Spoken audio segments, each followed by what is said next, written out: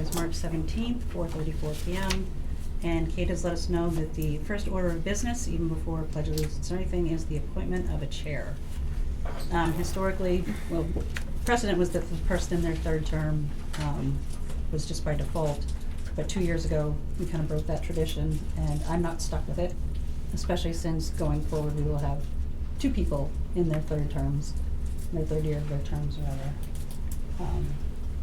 That being said, I will offer my services if anybody wants them. But open for discussion. Anybody? Then I'll jump at once. I mean, I'm also willing to, if whatever, but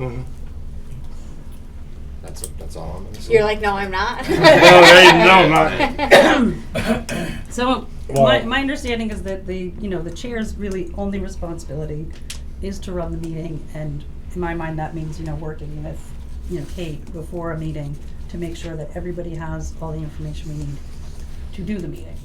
So I don't see it as any other responsibilities or authority or anything beyond that. You're the senior selectman though, But that right doesn't- now. No, but I support you, since you're the senior. I would like to make a motion we have a chair and a vice chair from now on. Oh, we have to elect a chair That's before allowed. we make a motion. Well, we should I'm a think about vice 2 chair. things then at once, just to put it in your brain. Yep. No, I second that. That's fair. But I don't think we can do that, Kate. We can't do that until we Until officially we- elect a Until chair. we Until have we elect a chair? Yep. You're doing something totally off the wall here, so. Yep. I don't know about that either. So yes, you can appoint a chair. So do you want it? And you want it? Don't Someone say I has to want know. anything. I said I'm willing to offer my services. As am I. I'm not sure want. All right, I'll make a motion to appoint Troy Gray, if I can do that, as chair. Okay, I second that. All in favor? Any other nominations? Any other nominations? Any other nominations? Discussion, right? That's where that at. Yeah. Nope. Nope. No second? Or are you Joe- second? Joe All I right. second, Yeah, I right. second So all in already. favor? Aye, Aye. sure. All right. Unanimous. All So right. now can we talk about having a No. vice chair just in case? Yeah, no. All right. Yeah, I'm call sorry. it We'll order. do the. What was the vote? Was it? It was 5. Five. It was Yeah. 5. Okay, thank you. All right. Now you call it to order. We'll do the Pledge of Allegiance, and then Call it to order. that'll be our Okay. first thing. All right. All right. Pledge allegiance to the flag of the United States of America and to the republic for which it stands, one nation, under God, indivisible, with liberty and justice for all. All right. Do you guys want to have that discussion now, or do we just want to go through approval of minutes and then get into the stuff? No, we can, Bring it up later. Let's get the- All right, Get- approval Get it of all the together. probably 8-10 sets of minutes that we have. I think it was 3. No, we got more than that, we got quite a Oh. stack. February 3rd, 17th. 17th. Non-public, 19th, Okay. 27th, March 3rd. All right, so. March 3rd, non-public. All right, we'll start numerically, historically. February 3rd minutes, I think I had one edit to it, and that was page 4, the second paragraph from the bottom. It reads, after discussion about the scope and cost, the board agreed to pursue MRI with a budget of approximately $8,000 as calculated by Gray, expected to be the need for 8 hours, allowing for a thorough investigation without excessive cost. I want to amend that to say, after discussion about scope and cost, Gray proposed $2,000 as 8 hours of interview and 2 hours of recording. Okay, sorry. So I this is lost you, February too. 3rd.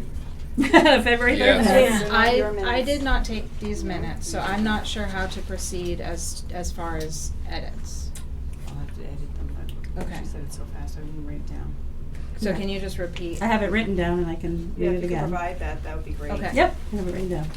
Okay, so just after discussion about the scope, they would read, after discussion about the scope and cost, Gray proposed $2,000 at 8 hours of, as 8 hours of interviews and 2 hours of reports, period. The board agreed to pursue MRI with a budget of approximately $8,000, allowing for a thorough investigation. Okay. So it's adding some wording and striking some wording, but I will Okay. get that to you. So Linda's is So I'll accept a motion to, does anybody else have anything else? No? Okay. I'll make a motion to accept the minutes with those changes. I'll second it. All in favor? Aye. I need to abstain because I wasn't a member of the board at the time. Okay. I sat in the public, I was there for, but that doesn't count. All right, fair enough. Next set of minutes are February 17th. I only have one change.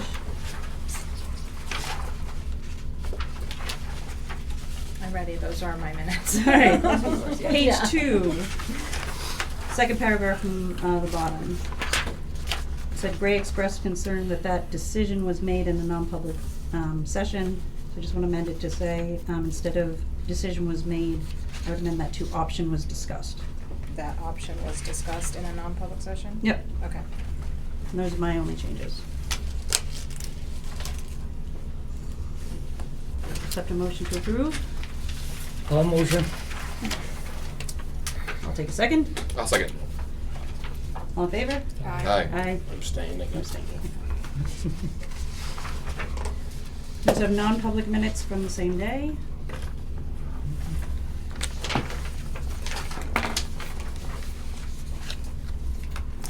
Need a motion to make them public, is that what we're doing? No, we already Okay. motioned to make them public. Oh, okay, it's just a And then matter I'll- of, I think it looks okay. yep, All motion. I'll second. all right, all in favor? Aye. Abstaining again. Non-public made public. Next set of minutes, February 19th. And that was the discussion of the town administrator job description. I didn't have any. Okay. Oh. It says Judkins in there, so that's obviously an older page. Page 3, I just noticed page 3. Yep, Oh, sorry. yeah, Jenkins. That would be Jake, I think, Bowie Yeah. Yeah, instead. Bowie. Ha, hey, Sorry. you know, Jake I'm Jerkins. super offended. I'll let You him got know one, you yeah. said. Make sure you add the sarcasm. Absolutely. All All right, motion. Is that the only one? Yes. Okay. all right, next I have a motion to accept the minutes as amended. Motion. All in favor? Oh, we have a second? Second. All in favor? Aye. Aye. Abstain. Okay. It's easy for me. You're doing a good job.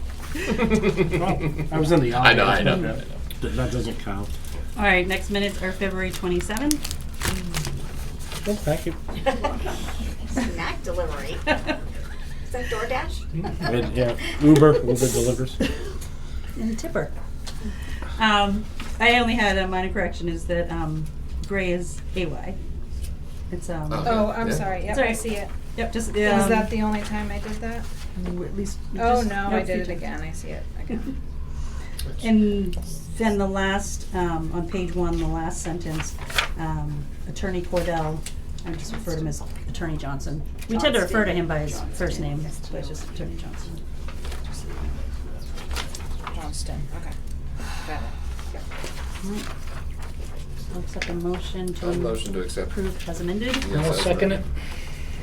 All in favor? Aye. Eight. Abstain. There we go. All right, 2 more sets. Is that it? March 3rd. I don't think I had anything for these.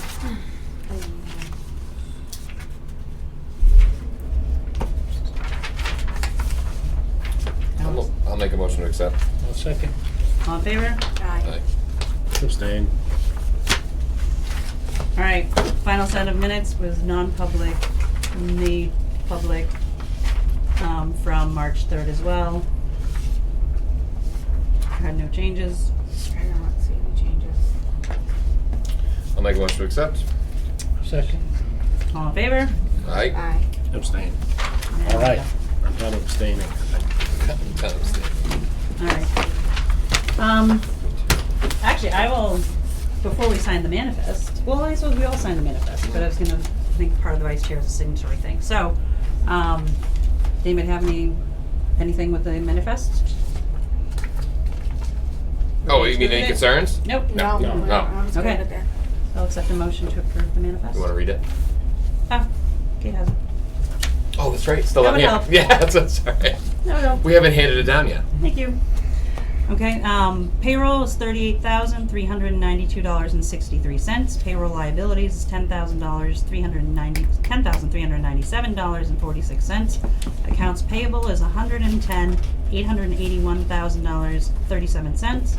New Hampshire Retirement System, $21,318.68, and Madison School District an even $200,000 for a total of $389,990.14. Make a motion to accept. Or Second. sign. All right, Joe seconds. Second. All in favor? Aye. Aye. Sorry, who seconded? Joe. Joe. You could sign it first. Keeping tradition. Keep the tradition. All right. Before we head into public comment, you had thoughts on having a vice chair? I just, for signature reasons and because we have a lot, we're doing so much more, you know, and I feel like if everyone, you know, people have lives too, and if they need the day off, they're not gonna be here, we need somebody else to cover, and I think it's important that somebody else cover. I agree, and I like the idea of having a backup signatory, so that if one can't get, you know, to the office or something to sign minutes, you have a backup for that. Sounds thoughts? wonderful to me. So I think it makes sense. we don't want to make a motion to have a vice chair? I'll make a motion to have vice chair. Do we have a second? Second it. All in favor? Aye. Aye. Unanimous. I'll Okay, make now a we motion to nominate Jake. There you go. can- Beautiful. Second. All right, all in favor? Aye. Aye. I'm abstaining. I can't vote for myself. Yes, you can. No, I can't. Yes, you can. Not under good conscience. Am I in bad conscience? No, I'm just kidding. All right. I'm sorry, so what was the real vote then? Five, Five. yeah. Okay, thank you. All right. I was trying to squirrel out of it. All right. I won't let you. I know. Thanks. All right, we will open up the floor to public comments. I'll go. As a supervisor of the checklist, Nancy Martin did receive 12 write-in votes. I didn't see her on here as getting an oath in office, so I believe that you all have to appoint her as a supervisor. It's for an empty spot, and she is willing to do it. So I'd like to get that in motion so that we can get her set up for the training in Concord that she needs to have and all the access and computer rights that she Sure. needs. Is she supposed to receive a letter from the town clerk like other elected officials, or what's that process? She's been notified that she has the most, that she got the most votes. Okay. So Mike, our next steps? Is Is to this- make an appointment and Okay. then we'll reach out to her. We'll produce the oath and have her come in and sign it. Okay, we don't need to wait for her to accept. I was gonna say, did she She's accept already that? accepted. I Accepted started it. training her on Oh. Saturday. Oh, okay, all right, all right. Okay. Okay, I So- make a motion to put her, To Nancy appoint Martin. Nancy Martin as Yes. a supervisor Supervisor. of They're on the the checklist. checklist. All right, do I have a second? Second. All in favor? Aye. Aye. Thank you, Nancy Martin, for your service. And can I ask one more question since I'm here? Yep. Why are we going back so far to approve minutes? Because we had changes to make, and one of the probably the oldest set of minutes was on me to make that change. I don't recall, I think, 6 weeks? yeah, And then also, I believe there was a non-public on February 27th after your evening Friday night meeting. At least that's what it said on the video, that you were going into a non-public. So I'm wondering if that actually happened and if there are minutes to that as well, or if they're not public. Those- Kate was actually kind enough to put together a list for us.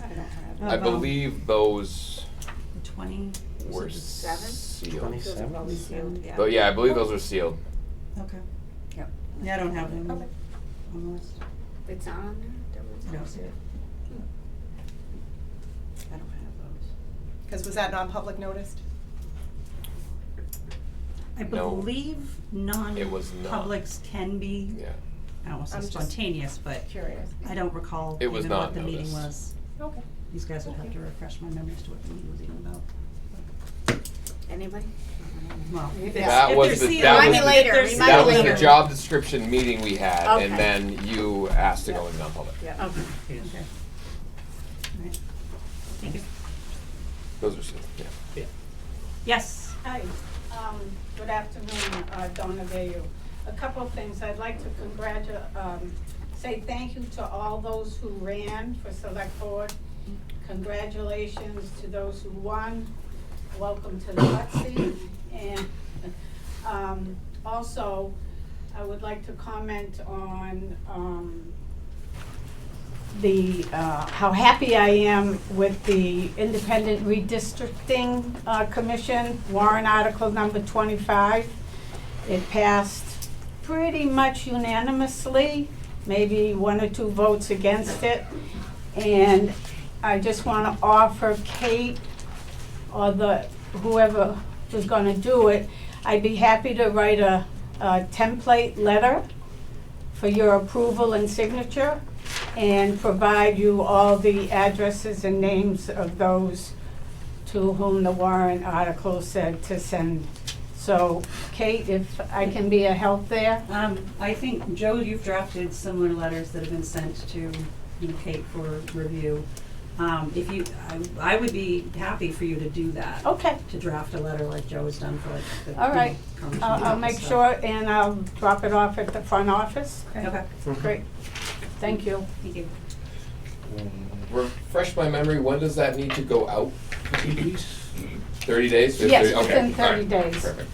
I actually have a draft already, so, just in case you wanted it. Just send it to the office or give Kate a copy and. Yeah, And we can sign it at We'll the go next through yeah, it, yeah. I'm sure you'll send it out with your letterhead. Thank you. Any other comments? Madam Price, Joy, I'm just wondering at some point if you're gonna get a letter for that laptop, since you've been violating the personal policy for a couple of weeks now. I suppose as a department head, it is up to the select board to do that. Although, I don't know, it's for, I mean, it is for town use, and I can't recall. It's not what within the policy regular said. scope, you're the only one with a computer. Well, it is within the regular scope, anybody else could ask for one, but we'll take care of that, thank you very much. Appreciate your concern. Can I ask a question? Just, you have a Town of Madison email address, but nobody else does. Why is that? I don't know how to do it, Wouldn't so that be more? I did that. I just feel like that would be more secure under like Yes. 91A, Yep. something comes in. I mean, I can make a 91A request and just Yep. gotta give me y'all's email, Yep, exactly. which I don't think is really. That's my goal, I'm trying to accurate. get set up on what I'm just signing it. So I'm just wondering, Yep. if Because you got one, why can't everybody else get one? No, everyone should have No, one. I mean, it has yeah. been my recommendation to the board to have one. Linda had, advised us that if you just have a separate personal email that you create just for this purpose, that also works. And So that's what know I did. That's what everybody. So the emails that you all use publicly, they are used only for Mine, Town of yes, Madison yes. Selectmen? Mine Okay, is Yeah. only for- that works. I was just curious because That's how I was advised, and that's it the just only always seemed way. odd because I don't remember. If I can ask, what is the process to set up the official Town of Madison email address? Because I need to do it soon. So what we did is I opened a Gmail account, but just for my too. Selectmen I did the same. because then it's I don't know. That's just the way. It just doesn't say right. Town of Madison. so- Right. Mine just says. I think part of the impetus for me getting was when I was working with the PFAS and, working with the state and stuff, that it kind of looked more official than a Gmail account, so they knew it was. Do we have a request form or something that can go into our internet provider so that we can get a Madison, New Hampshire, email address? I don't know if there's a form, but we can, No, it's- or designated contact, or with Carla at I think Alpine. you Sure. should. Yeah, we can just contact Carla at Alpine. She set one up for one of my officers in a matter of minutes. Okay. If I may butt in on that, there's only a certain number of seats on our website. The reason we all don't have one or didn't have one is because it's a revolving door board. And it's easier to have your own than to try to delete an old one and create a new seat and still maintain the records. So the best process going forward is not for everybody to be on the server because it's not a permanent I position. understand, I'm just trying to think of Yeah. official records as well, since if we are discussing town business, I'd like it to be on a official Madison. Yeah, and No. I think it's appropriate too, Yeah. because, when my time is up, the town still at least would have access to Yeah. all of these public emails. Like, I don't walk away with them. They'd still belong to the town. Can we up the number of email accounts or something? With We can Carla? talk to Carla and find out. For- where Let's find it's out how For a they small do it. cost. For a fee. Yeah. For a fee, yeah, I'm sure, but, no, that way at least there's a chain of records. But then it just becomes, how many do you up it to? Because you're gonna maintain all of those emails indefinitely if you're creating a Yeah, public right. record. I mean, I'm not expecting, I won't have a huge volume, but at least there's permanent record there. You'd be surprised. Yeah. Okay. Any other? Yes. I have something. So my name is Brian Karen. I recently purchased land in Madison. I am technically right now a resident of West Ossipee. There's been a few people that have been involved in my planning board deal that I've been going through. And I just wanted to bring up a concern that I have with the town, if that's okay. Some stuff that I found throughout like my investigation of the land that I purchased in the area here. Would this, just toss another, would this be more appropriate for like a dedicated agenda item conversation rather than just public comment? It will be probably, I'm trying to keep it really light, but the way that I have to go for the zoning board again and then the planning board again, probably won't be able to make another board meeting or selectmen meeting, so I think it would just be good just to bring up the concerns now, and then I can expel them, or send an email about them more in depth. And I think Nicole was at the planning board meeting for the last time as well. So I just want to comment on that really quick. If Okay. That's fine. So so long story short, I moved. I own a mechanical plumbing company. We do mostly commercial work. I live in West Ossipee. I was doing some government service. I got done with that, and I started a family. Moved up the business up here. So I bought this land in lieu of that, and that was my plan, was to put the business in Ossipee here. In Madison, and eventually figure out where I'm going to live, because I do live in West Ossipee. But throughout the purchase, it's if you're familiar with the Madison Lumber Company, I purchased about 7 acres on the other side of Ossipee Lake Road from that parcel. Before I did that, I did my due diligence as far as coming to the town, getting a tax card, speaking with various offices, and I just want to call out Kate has been awesome through this, as well as Bob, if he's still here. So they've kind of kept me on the rails with that. So going through that, I did my research. It was technically tax commercial. I understand the tax rate's the same. The assessment values obviously change when you start to get to rural residential and commercial. And just throughout my experiences of looking for that land, there's definitely a stark difference between those two. So I came to my first planning board meeting, and the chair said that this piece of land was outside the commercial district. I have reviewed the master plan that you guys have on there, and a couple other documents throughout the town, as well as the town maps that depict the commercial district. There's one that clearly defines Ossipee Lake Road, where that commercial district ends, that was adopted in 2024. Throughout that whole document, there's discrepancies that they call out zoning maps and stuff, and I've done way too much research on this, and a lot of espresso has been spent on this. So, as far as the town maps, they don't really clearly depict my piece of land being in Madison, based off what's posted and on the website, which also brings up the issue of that commercial district where that Madison Lumber Company is, and then that one sliver of land that I own. So, with that being said, I have consulted, with legal counsel, and do not want to go that route. And they said you should go to the selectmen meeting and bring up the concerns about this as well, just because I believe the planning board, I haven't worked with the zoning board yet, or I haven't had the privilege to go to them, but I will in April, to ask for a variance, which I do not agree. That needs a variance based off my research, how the property is assessed, and then how I'm taxed. And with that being said, my goal is, again, to bring the business up here. I'm building contractor bays, essentially is what I'm looking to build, and then also to influx those other empty bays with people in the trades, like myself, because I do see that there is a lack of that going in, and then also with the mechanical school in Center Harbor, trying to bring in some of those individuals to kind of build a community up. And I've also heard some conversations about how to bring small businesses into this town.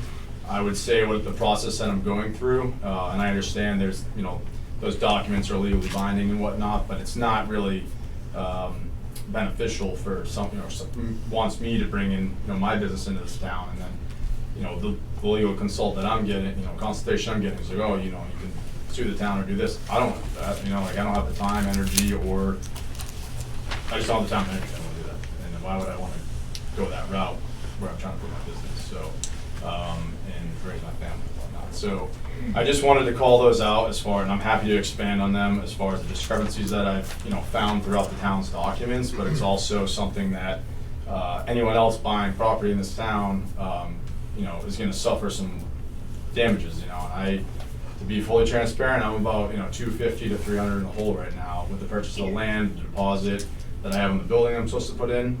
And a lot of that is based off, my research prior to. I understand I haven't got a full site plan and all that approved, but going through the various offices here, I did check with each individual office, and they did exactly what I did. They went to the map, and they looked at the tax card. It's all commercial. So, and the chair of the planning board, Mr. Olson, was like, "This is how we find things out." I don't think that's a really good response.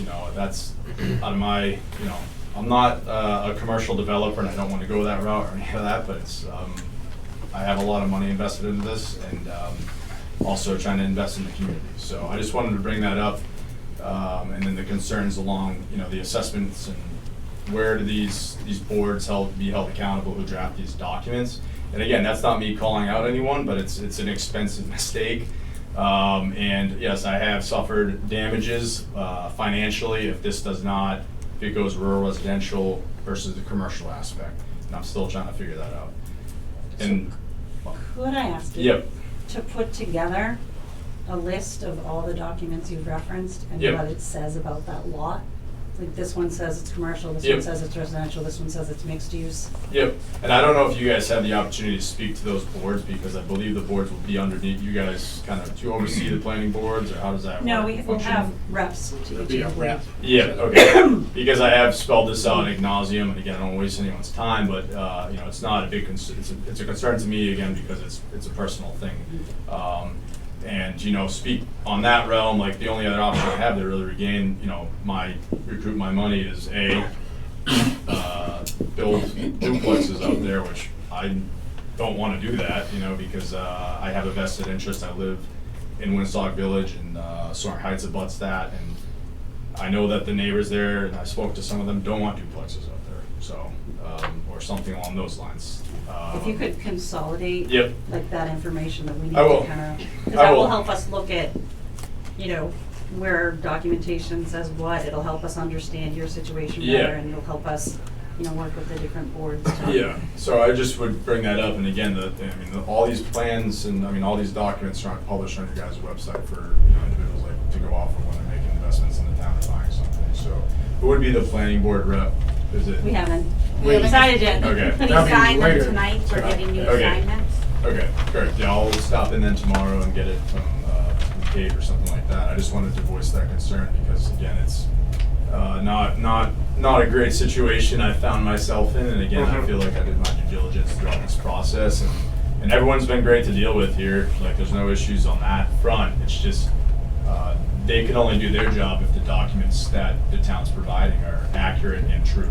Right. So, So I think it'll also help us understand if we kind of trace the documents, where they came from. And yeah, they're all on your website, and I would encourage but to. since you've already done all the research. Yeah, you no, I probably have understand. it. You I just probably would, have it right in I would front say of us. too, that those boards should be, know those documents inside and out if they're going to hold it, Please put a packet together or Yeah. something, Yeah, the I will. information you collected, That so way we can all- we can read up on it. Oh, I will. I'll send that over, and then again, I just wanted to, thank especially Kate, because I know she is doing a million miles an hour, and I appreciate every time she gives me information that I need. So, but yeah, so thank you guys. Thanks for coming in. All right. Yeah, have a good night. Thank you. Good luck. Any public comment? Any comments? Anybody out here? In the hall?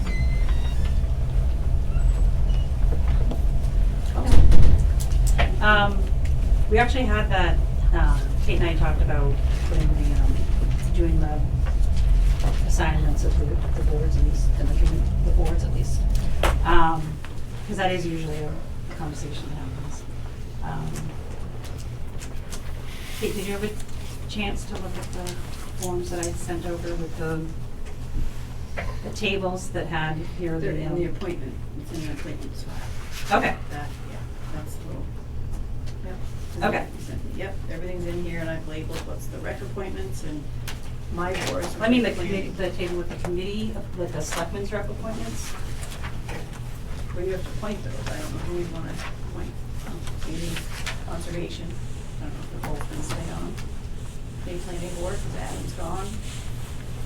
And Mark Olson was on as the alternate, sort of whatever, ZBA, so those are mine. Alright, I'm trying to find where I sent you the list of the different boards and how we do that. You want it, it's here, it's your copy. Oh, is it? You sent me. Yeah. It's only inside too. Okay. Alright, so, for boards, we have Planning Board, Master Plan Steering Committee, Conservation Commission, Joint Loss Committee, Municipal Records Committee, Aging Committee, Advisory Budget Committee, Rec Committee, Conway Branch, Rec Trail, and CIP, or Capital Improvement Committee. So, currently, or Adam was the Planning Board, Jim, you were the Master Plan Steering Committee, Nicole, you were Conservation, I was Joint Loss and Municipal Records, Jim was Aging Committee, Jake was Advisory Budget Committee, Adam was Selectmen's Rep to the Rec Committee, Nicole, you were Conway Branch Rail Trail, and I was Capital Improvement Committee. So, who wants the Planning Board? I'll take it. Okay. Thank you very much. Jim, do you still want Master Plan Steering Committee? Yes, it has. Okay. That will stay with I'll Jim. keep the two I have. Okay. Conservation Commission, Nicole, it was you? I'll keep mine too. Okay. I'm Joint Loss Committee, but I'm happy to hand that over. What is it? It's basically employees, employee safety. Oh, that's fine, put me down. Okay. And then Municipal Records Committee, I don't know. Never even heard of that. Yeah. Yeah, I was gonna say, has that ever met? I don't know. Mike, when's the last time it met? Probably when Marcia was here. Put me down. All right, Joe gets that one. Fill the slot. Pat yourself on the No, back. she's got a pretty good system in place, and it's Yeah, all by the that's whatever, statute. just put I it don't- down. All right. We statutorily have to have one, but. Yeah. Okay. Aging Committee was Jim? Yep, You wanna keep it? yep. Okay. I'm starting to grow into that crowd. Oh, gee. Hey. Jake, you were Budget Committee? Joe wants that. He told me he said he wanted to work there, so Oh, I'm willing to give it to Are you him. willing to give it up? Absolutely. I don't wanna have to, like. I We're not do gonna like fight the for fact an hour. that the other ones aren't on Tuesdays as well. All right. That's every Tuesday. I did enjoy my time. Don't get me wrong. All right. No, I'll. No, the. All right. The ABC is on Tuesdays, that's what I'm saying, so. It's on Tuesdays. It's on Tuesdays, right, which is fine. So now you are every Tuesday forever.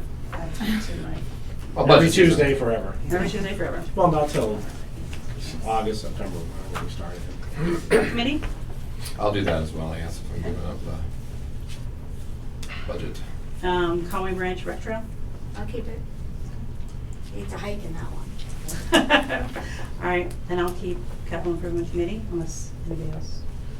You're pretty mired No, on that one. you've I been, already am. Yeah, you're so knee deep in have that at one. it. I think, In the yeah, you trenches. should keep that one. Okay. Mark is the CBA. We haven't historically had a selectman Selectmen's supposed to be rep. like that. He's the planning board rep or something, isn't he? Yeah, you can't have a selectman on that. Okay. Yeah, Because all right. appeals of your decisions go to them. Yeah. We got them all. Wonderful. All right.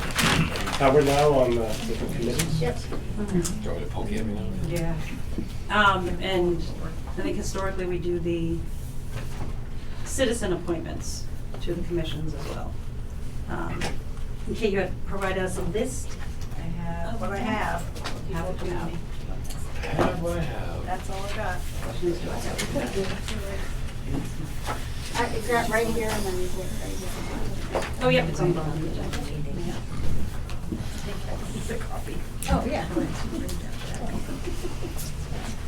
All right. So, Conservation Commission, let's see, we have it written 3 different places here. Conservation Commission, the 2 people up, Kate, if I'm correct, are Ted Slater and Mike Brooks? Okay, how many appointments requests do we have? 2. Just Ted and Mike again? Yep. All right. I'll make a motion to reappoint Ted and Mike to Conservation Yeah, Commission. second. All in favor? Aye. Okay. Next, Mount Washington Valley Economic Council. Ted Kramer, has been our rep to that. Did he submit anything to be reappointed? Nope. That's right. Is he up for reappointment, actually? Yeah, it's a 1 year. Okay, we have no nominations for that, so that'll be open for now? That's not on my list here. Right, I'd say, okay. All right. Has anyone checked with Mr. Kramer to see if he was interested in continuing or so? Okay. And then, next I have Old Home Week. It looks like the one appointment up is Mr. Gary Bent. He no longer lives in town. Right. Gary lives in Freedom, yeah. Yep. Okay. All right, so then we have one opening on the Old Home Week Committee, or do you have other openings, or? So just the one? Okay. All right, public, there's an opening for Mount Washington Valley Economic Council and Old Home Week. Next, we have the Rec Committee.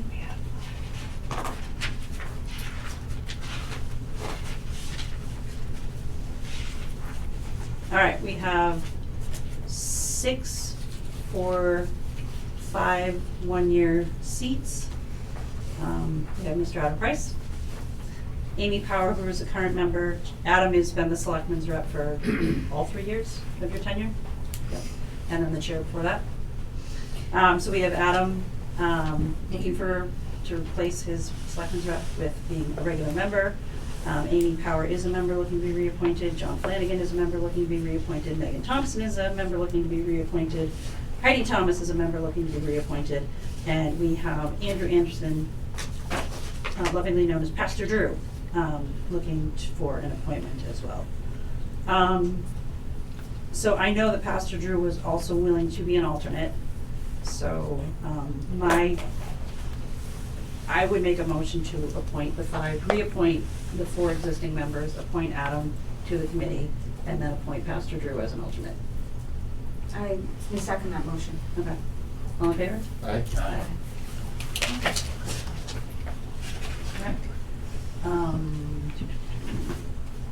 Conservation Commission, we just discussed that one. ZBA, we have Drew, Sharon, Yeah. Mark, and Rich, you have 4. Yeah, page 2, as well. It should be on the other side. Okay. So we had, all these folks are up? Drew, Sharon, Mark, and Rich. And who applied? They're on currently, and they're So we have Drew, Yeah, the other one's- Mark, Sharon, Mark, and Rich. all right, so all 4 are current and all 4 asking to be reappointed? Yep. Okay. I'll make a motion Second. to reappoint all 4. All right, second? All in favor? Aye. Aye. All right. Are we missing anybody else? We have alternates. These are all the ones that we have? That's all I have. Yeah. Okay. Master Plan Steering Committee? That's, yeah. Do we have anybody? There's a whole list on the I agenda. put a list on there who's All right. on the master plan, but I haven't received it. Oh, you haven't received it? Okay. Okay. And I don't have time to chase them. All right, so we have nothing. All right, so we'll follow up with those folks. That takes care of that. I think I'm fairly comfortable with it's really like just got started and ongoing. If you were to reappoint all those folks, I'm pretty sure nobody's ready to quit because it's not done yet. Yeah. Okay. I hesitate. I mean, some people may be ready to quit, but it's not done yet. No, look at the list, I don't think so. Mhm. I hesitate to sign without having their interest documented. They're all at the meetings. Right. I was gonna say, some of the folks are right here now. Just Jim sometimes, you're not. Mike, Dave, Jim. But most of them are. Sorry, Let's calling you let out. it I'm calling you out. All I right. just got volunteered for like 3 things. So Jim, when you're the selectmen's rep, can Yeah. we give you a form or, do you know when the next meeting is? Next month, Was a month away? we just had it. Okay. So, yeah, it's another month. So you're having your thing next Saturday? The 28th. The 28th, yeah, 28th, actually, yeah. at the school. Yeah, yeah, yeah, give it to me. Okay. Yeah. So you can contact the team? Yep. And have them fill them out? Yeah. Okay. And then Just other, I mean, all the other positions are alternate positions, I think. Okay. All right, I think that takes care of that. Pass that back to Keith, please. Thank you. All right. So, new business is William Cotter, looking to speak to the board about the unmerging of lots. Anybody? Mr. Cotter? Yes. Welcome back. You see what I did there? Sorry. Yeah, welcome I back. got I got it. it. It took me a second. I was slow in the uptake. About 2 years ago, I bought an estate, Mm-hmm. and it had 3 deeded lots in it. But your assessor's map only shows 1 lot where there should be 2. So I got all the documentation, shows it was never combined by anybody in the chain of title. And fill out whatever you have to have there, and I think it all has to be mailed out, but I figured just informal for now, so at least you know what's coming. No, I read through it and I'm still trying to understand the process. I think this is kind of rare, isn't it? To Unmerge. unmerge a lot? I don't know. Well, what if they're is our process to do that? involuntarily, it's all in here. If it's Yeah. involuntarily merged, The then only place it's been merged is within this office. Within the tax. Right. It's never merged at the registry. Okay. so it's never been deeded merged. Right. So if it had been merged, if it had been done by the owner, the adjoining property line would have been taken out and the Mhm. description would have changed, which it never was. What I think happened was one of the parcels, 51, that one has 2 parcels in it. It's a parcel and a half. And that one says, "You shall not be considered separate lots." When I first investigated. Where does it say that? Is that in the deed? It's in the deed. Okay, It says, "Shall not be considered separate lots." okay. So when I originally was investigating, I'm reading the deed, and it's like, that doesn't match the map. So I went to the registry, pulled the name of all the whole chain, and the last title was a separate title for the one that's on Idlewise. But originally, when I was investigating, the wrong deed was in the town, with 255, right? And that one's, I figure it's the same size lot, but it's a different description. So I figure that's where it showed up as a merge. But it's a lot across the street. It's not that one. Yeah, see, some of this goes back to the 1950s. Yeah, I mean. Yeah, I mean, we have records way back Yeah. then. 1963, 73, 74. Yeah. And it went from the Battersby's put it into a trust, Mhm. and it was still separate. It was never merged. So the only place it shows merged is there was a change in the deed at one point? Not the deed, No. the tax map Tax, here. just the The tax map. record. So the only Tax place map. is the tax map. And actually, if you pull up the tax map, the reference points are there, just the line isn't crossed. So the points are still on there, and it references the lot, the former lot. And it's just not, there's a line not drawn across it.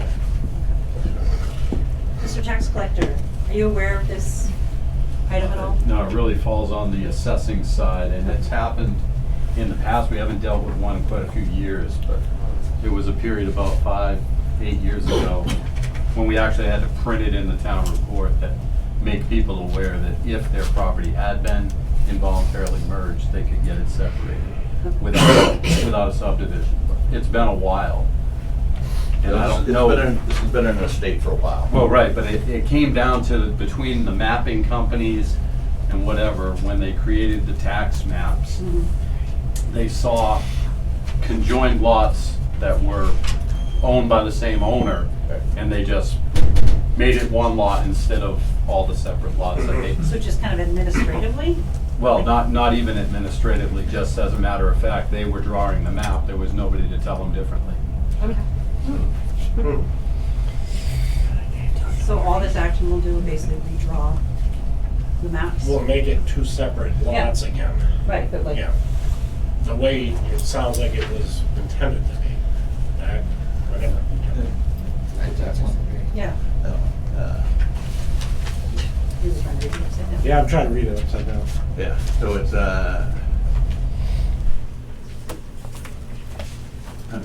no, so that's the original subdivision map. Yep. Okay, so the other lot is here, which is on Idlewise. Okay. That's like a nice So it's drive. on Idlewild That's Drive. Idlewise Drive. Right. Okay. Yeah, I don't want to So touch anything in, on that. So that's the Idlewise one. No, okay. So currently, these two are listed as one on the tax map. On the assessors map, correct. Both of those? Originally, when Idlewise was laid out, they were two separate lots. That's the way it, Correct. it should be two parcels. that's the parcel that, So currently the assessing maps. Right, this- so the this only is- one, so the assessors map's the only thing that doesn't match what's reality. it's right, when the lot now just shows this is one lot, you're saying, right? This dividing line is missing. Correct. Okay, so this is your, So it's just The parcels. The tax map. The assessors map Yeah. is without that line. okay. There's road access on both sides. That's what I was looking on, road access. Yeah, but no, but Idlewise. Yeah, okay, all right. 100 and 100. Okay. So originally, it sounds like when it was laid out, it was intended to be two separate house lots. Correct. And it Frontage has- on it different has roads. historically, Yeah. it's Yeah. They still is, but that road. Yeah, I don't know, what is the Good. process for unmerging? It's right, it's in the thing, I it's, know. It's only, Okay. it's only here. There you go. So, right, because technically, you can, if it was never merged legally on any deed, then you can unmerge them back. Yeah, this tells us our. So legally. The only way you they're- can't unmerge them, if I'm, again, if I pulled the line. right, or if it was merged before by someone who owned it prior to you, Right. then you can't unmerge them due to our zoning being, the lots wouldn't be big enough. Correct. That's what- But they're smaller in Idlewise. Right, well, that's the point. If you were to now subdivide, you have to have 2 acres Right. per lot, but due to this being merged involuntarily, Right. they should be able to go back to the 2 lots. And having road access. On both ends, right, it's all, right. It is, he has frontage on On both two sides, he has separate 100 foot of frontage on streets. both sides. And there are currently 2 deeds. There's, yes, 2 deeds on Yeah. that parcel, and I have another deed for Okay. across the street. Yeah.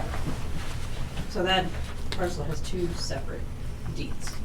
So I bought Yes. 3 lots. Right, So but the the one one that we're that talking about. involuntarily merged, if we Yes. went to Carroll County Register of Deeds, it has You 2 have two. separate deeds. Correct. So it's just in the assessing. It's just on the assessing, the Carroll County Courthouse shows 2 separate deeds. Okay. Correct. 2 separate properties. Wow. Did we just got this today, Kate gave us a heads up that it was coming, Yep. but we're just reviewing the full packet right now. Yep. Today. Yep. Well, Well, I figured if you have to go through the whole thing, Yeah, I think the mailing still has to go out. Yeah.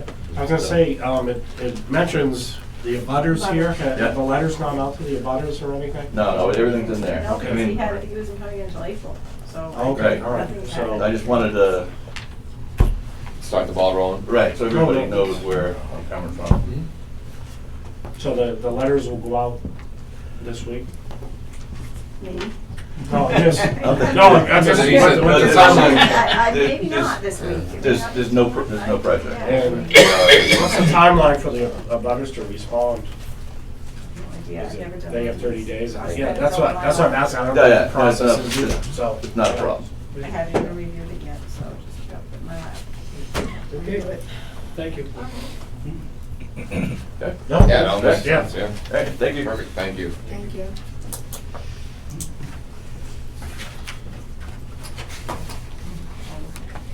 I don't know, that's kind of new territory for Gotta us. go back to the assessors and everything. right, yeah, so the next step is for things to go to Avatar.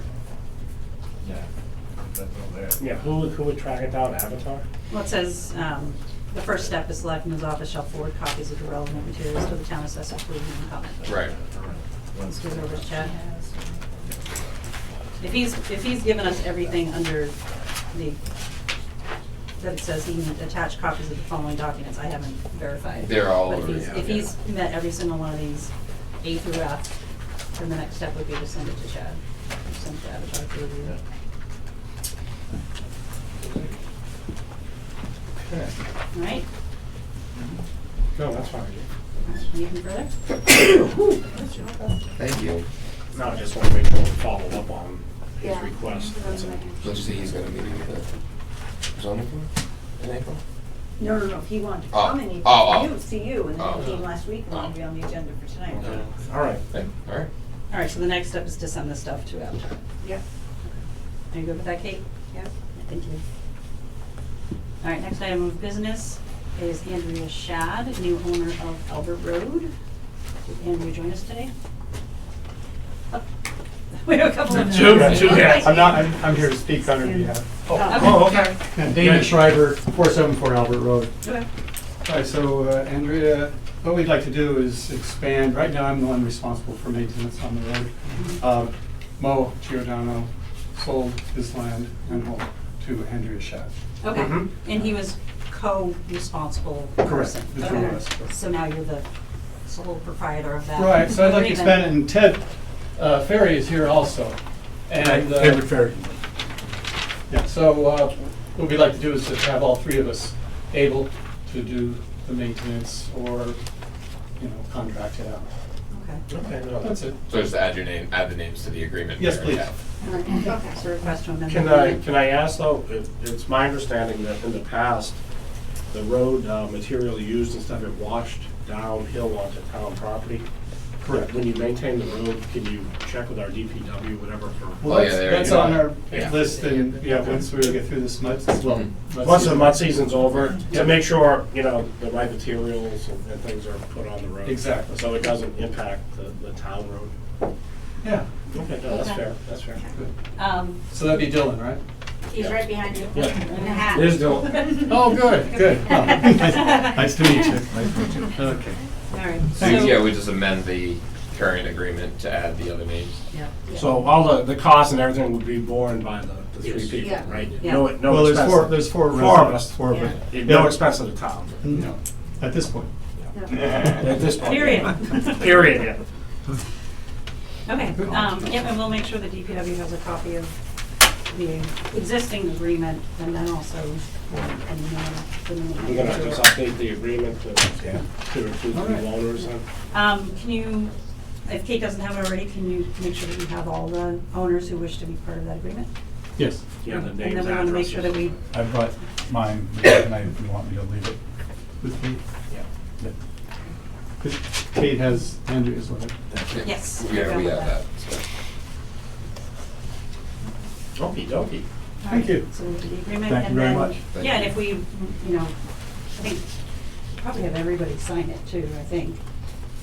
Have all Yeah. the property owners wishing to be part of it. That was my sign it as concern, well. just make sure you coordinate with Dylan to, especially, the runoff down onto the town. So they met with Josh last year and went over what is to be expected as far as the Yeah. material and the Materials. drainage and the. Are you guys aware of that conversation? Yes. No, I mean. No, Dylan and Dave. I don't know what was said, no, but. Okay, then maybe we can, I'll meet up with you in the next couple of days. yeah, that'd be great. All right, thank you very much. All righty. Thank you. Thank you, Matt. All right. Old business, capital expenditure policy and procedure. Mike, you had talked about sending it out to other departments or kind of updating it to make it more accurate to reflect kind of recurring purchases or replacement purchases. Have you had a chance? In the last 2 weeks, I have not. Okay, we'll just look at everything in 2 weeks. Okay, thank you. All right, if there's no other old business, selectmen's lists. Nicole? Anything else,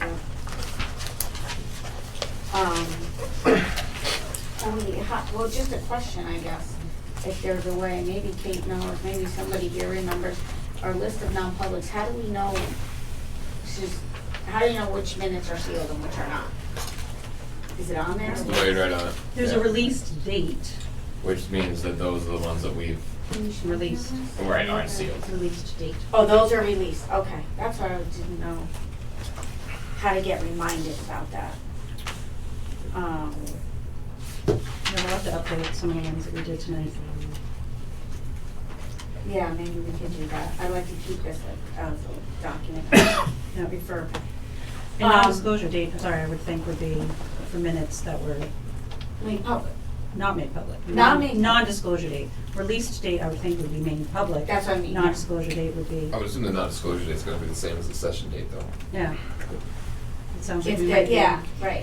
It yeah. sounds like we're missing. I'm just trying to understand it a little bit better and refresh my memory, which ones we voted to seal and which ones we voted not to. And I'm trying to make it as accurate as possible, that's Yeah. And the only thing that's on here is, we haven't, the ones that we do approve today, the only ones that are missing. all. Okay. She wanted 2025 too. Oh, yeah. All right, so I guess that ends our conversation. There's nothing from conservation, it was a short, sweet meeting. I wanted to find out about where we are with advertising for positions and wanted to just make sure we're still advertising. If you'd like to still advertise? Well, I think. Shall we because- advertise? Indeed is indefinite, and the Okay. paper, we only did it for 3 weeks. Right, so Right. maybe we need to renew the paper. Well, we another- have, well, we need to look through what we have, because at this point we have 17. 15 There's at least a dozen resumes. for town there. administrator, I was looked it at 15? Oh, actually, yeah, and then there's a few for the For offices. Yeah. Okay. Separate. So hold off, Yeah, I would, Okay. yeah. but keep it on Indeed, but hold off on the newspaper. yeah. Okay. I think we need to come up with a timeline to kind of. Well, I think review- that's one of the review non-publics we're resumes. having. Yeah. Okay, so I should bring it up now, just, I wanna suggest extra meetings if we need to, just get the ball rolling. Yeah, we had one for prior to this meeting, but Yeah, we we couldn't couldn't, have it. because we didn't have a chamber, Right, so so. we flip-flopped it, but yeah, we have one after this.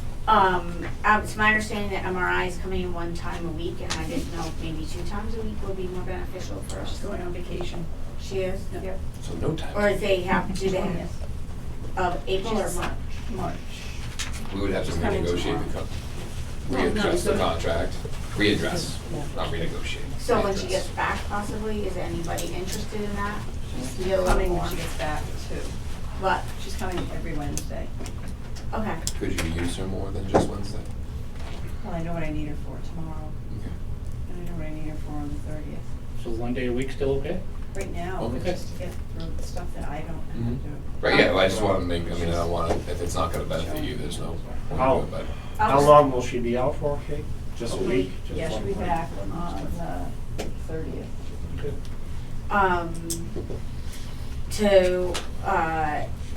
Speaking of vacation, I won't be here on the 28th of April. Neither will I. And I think maybe, Yeah. Oh, yeah, that's So we're gonna have to move. Okay. move our- We're gonna have to move it. We won't Alright. have a quorum. We need at least Right. three. Didn't even think of that. just a Neither. little Just trip. Yeah, it's April vacation and I'm. Roll Oh, over. oh, When they okay, have alright. the cruise. So I think we need to sync our vacation schedules. Yeah. Some of us are still bound by school vacations, so Not good either, but- that's what happened there. Yep. Okay, do we want to have it, well, we'll have had one on Tuesday the 21st. No, we won't, we'll have one on the 14th. Yes. So do we want to have one at the end of the following week?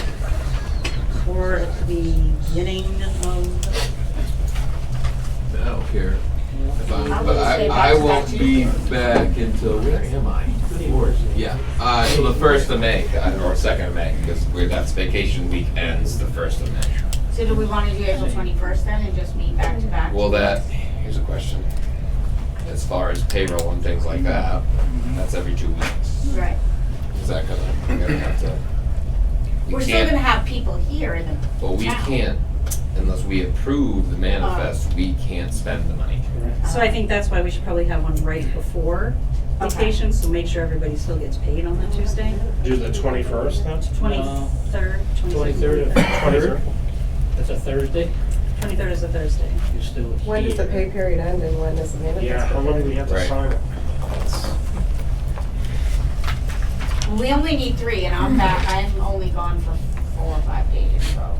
that's what I'm saying, I mean, I don't have to be here as long as there's 3 of us. Yeah, so one of us will be back, I'll be back at least, you guys are probably gone longer. But no, but we don't wanna hold up pay Yeah, on the we can't hold 28th. up. Right, We no, wanna I'm have just it saying. before that. Right, when does the pay period end? Pay clerk and a cook. They come in. You tell me what you're doing. You guys make up a decision and you tell me. When does the pay period end? Saturday. Saturday, the 25th? You tell me what you're doing, 'cause So I'm, just, Is anybody around still on Monday, the 27th? Nope. no, Nope. I leave that 25th. Okay. But we can come Friday, no, we can't approve it till after. So all of us are gone. Is anybody going to be working on Saturday, or do you think the payroll will pretty much be set by Friday? you want me to do this on Saturday, is that what you're No, asking? that's not what I'm asking. Well, I'm I asking- don't know what we're doing, so I'm getting very confused. Okay. I'm asking if everyone will have put in their hours for the week as of Friday, the 24th. Will you have received all? Well, she's saying she'll have to come in on Saturday to do the payroll.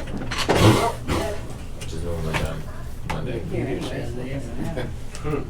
I mean, I'm here on Saturday day, and then I'm done, I do Saturday night. Can you just make a motion to have one of you sign the manifest out of session so that it gets done?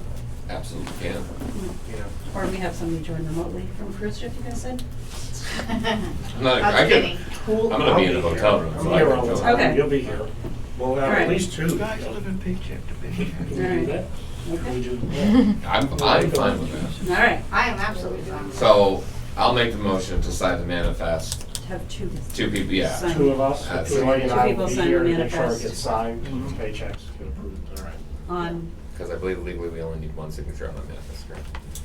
Right, so. we'll do 2 just for check. Right, I know, but I'm saying No, we that's don't, fine. we don't need a quorum, we only actually Yeah. need 1 signature on the Legally manifest. speaking, you don't actually have to sign that piece of paper. We sign every Tuesday. We do it for transparency reasons. You just need somebody to sign the checks. All right, I will take care of it then. Somebody, one person will sign checks, and we still will do it on the Tuesday then, since we're around, so we don't change your schedule, Kate, okay? All right, that's So what we'll stick to Jordan Tuesday. We'll the do it 12th. for Tuesday. Right. Yeah. So we'll stick to the regular schedule for you guys, and I'll second. Just so I know. Yeah. all in favor? Thank you. I'm all right. Thank you, Adam. We got vacation Did covered. we add a name? No, We're signing out of session. Okay, Joy and I will be here for the vacation. awesome. Yep. And I hope, was that on your list to say your vacation time? It was. Oh, good. I thought about it with Jim and I was like, oh, well, this might be interesting, but, the salt shed, I would like to visit Sorry, some. Nicole, did you Okay. vote? Yes, Yeah, all of yeah, them. yeah. Yeah. I was wondering if we can, if anybody was in agreement to, look at some different designs, given the cost of it. Different types of salt sheds, just to compare. I feel like we'd be doing more of our due diligence if we look at different designs. I just happened to drive by the Manchester one the other day. On Did you drive by the highway. Freedom one? It's $500,000 for a straight salt shed? Yeah, no, Yeah. no. No, the, one in Manchester was just the block walls, and then it was a metal, steel roof, and you could go in either side. So it was just as a design, and then there's one in Idlewild that we can also Which is a, compare yeah. to one. But maybe a little bit longer one or something, but just to make sure we do all of our homework on that to really get cost analysis, especially since doing 50 feet and then doing 50 feet doesn't seem like it was an option. Well, my thought is too, I mean, I'm fine with opening any avenue to see, but until we know about the grant, I mean, this is just, I guess, me and with the conversation with the gentleman at the DPW. Ideally, if we could get it funded through a grant. Yeah, that'd be Right, different. right, yeah. that's the thing, and I mean, we're not making a decision, I'm definitely not against other options, but, I mean, obviously, we're not gonna make a decision until we find out grant funding anyways, Right, beginning of next year, okay. but. In the application, did it specify that it had to be certain dimensions, certain? No, it's all up to So us. Okay, Okay. good. But that application was due that Friday. Yep. You know, I had to get it in. Yep, we got it in. And I put an estimated cost of $400K. Okay. With $300K would be the federal grant. All right, And that was based on the site work that needed to be done, the foundation. yeah, And then there was a $283,000 estimate for the metal building, the frame. That was installed. 232,000. 230 something. yeah. okay, yeah. And then to bring power, lighting and that. Right, yeah, so we had figured just kind of spitballing that 400,000 would probably be it. I mean, if we get a grant, Again, it's totally it's a different. preliminary estimate, and that's what I put on the application. Yeah. Because we don't have, drawing packages or anything yet. Right. Well, I do have the plans. You have the layout of the building, the metal building. Yeah. Okay. But again, right, yeah, we're just still waiting on, and then once we know what we have for funding, we can then put it out to 3 bids and do everything we do for the purchasing policy. But it's gonna be this time next year before. Absolutely, right, yeah. Here if we get the grant Right. anyway, so. That's on my list for this time. I'll bring up the rest of it. Okay. All right, I know one thing we had previously talked about was non-employee use of town equipment, and OSHA had come up and town policies, whether or not that's addressed, our safety policies and training, stuff like that. I think, Jim, you were gonna talk to Primex at some point. Yeah, I haven't talked to Brian, Okay. but I did find that chapter that I was talking about. Yeah, because New Hampshire Municipal does have that volunteers manual. It's massive, but it's volunteers as in officials Yes. and committee members, not. So, yeah, so there's still a bit of gray area, but that's just on my list for us to address. Kate, I know you sent out the property policy signature Mhm. for everybody to do. Did the purchasing policy get the same treatment? No. Okay. That's in the, I gave the original to Mike today, it's with Becky, and I put it in the file upstairs. Okay. So any department heads who need to follow the purchasing policy, I have it. I have Kate has copies it. of Yep. So that's good. All right. I got the email from New Hampshire Municipal about upcoming training for new officials. Yep. I think it's free, so I'm gonna retake it, because I think that would It's a help us. beautiful 7-hour course. Can you please send out the instructions so I can get registered? Yep. This up on the site, have an account. I could forward it to you for my email if you want. It's in my email. I need to, I'm gonna register. I'm going in person though. they have an April class or something? April It can be 22nd. remote or in person. Yeah. You can do either. I did it while I was on vacation last year. There you go. Oh, did you? Yeah. Oh, I'm going with Remote. another selectman from another town. That's we're gonna ride together. And then when you, Concord? It is in Concord? Okay. yeah, or remote. Or from the comfort of your living room. Yeah. And I recommend everybody sign up for the New Hampshire Municipal Get an account, so you can register for all these free workshops and stuff, and that you have access to things like wage data, so that we know that we're, being competitive and stuff. 91A would be a very good thing to teach too. Which one? 91A. 91A, absolutely. Yes, yes. absolutely, Yep. 100%. And municipal budget law. That's another good one. What did you call the account? NHMA, New Hampshire Municipal Association. I know, I thought you Oh. had a little different word in there, like the get, I have one. or I get something emails like from that. daily. Mhm, too. Every day I get 3 times. 2 or 3 Same emails email. a day. Same email 3 times. It's beautiful. All right, and then we had a non-meeting earlier today about the cable contract. And it sounds like what was holding it up was discussions about getting Mad TV out of the garage. So we are kind of taking that off not taking the move off the table, but not letting that hold up the contract. So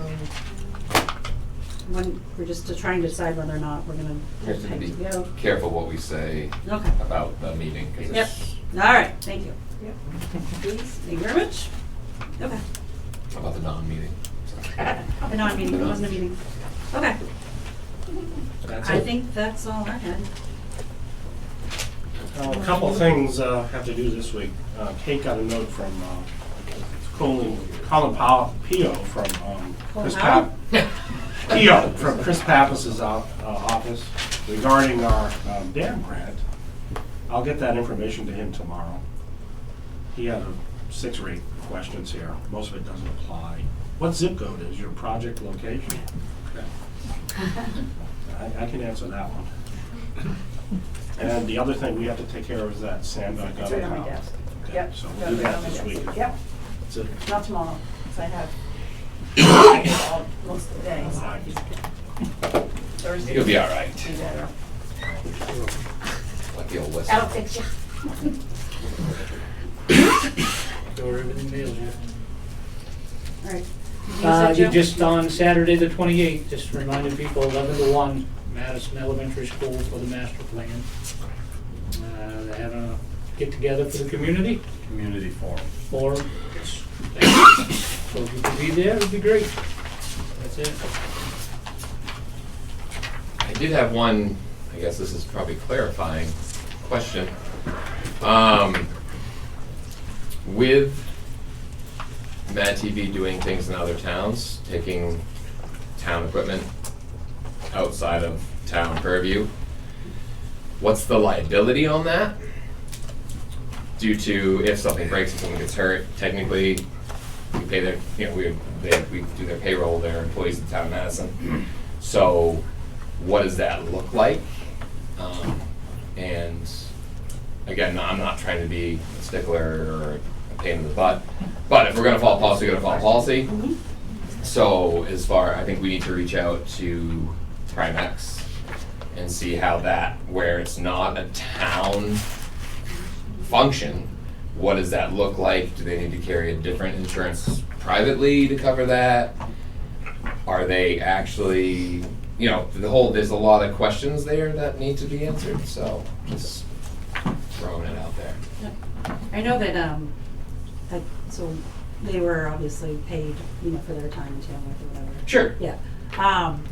I do know that there are New Hampshire municipal articles about kind of town services for rent. So it is addressed in articles, so we can check with Primex, Yeah. check with Cordell, and see what. See what, right, that's all, just due diligence. I appreciate that. And I want to add to that, because I have hours on payroll for another town, but we haven't been paid anything.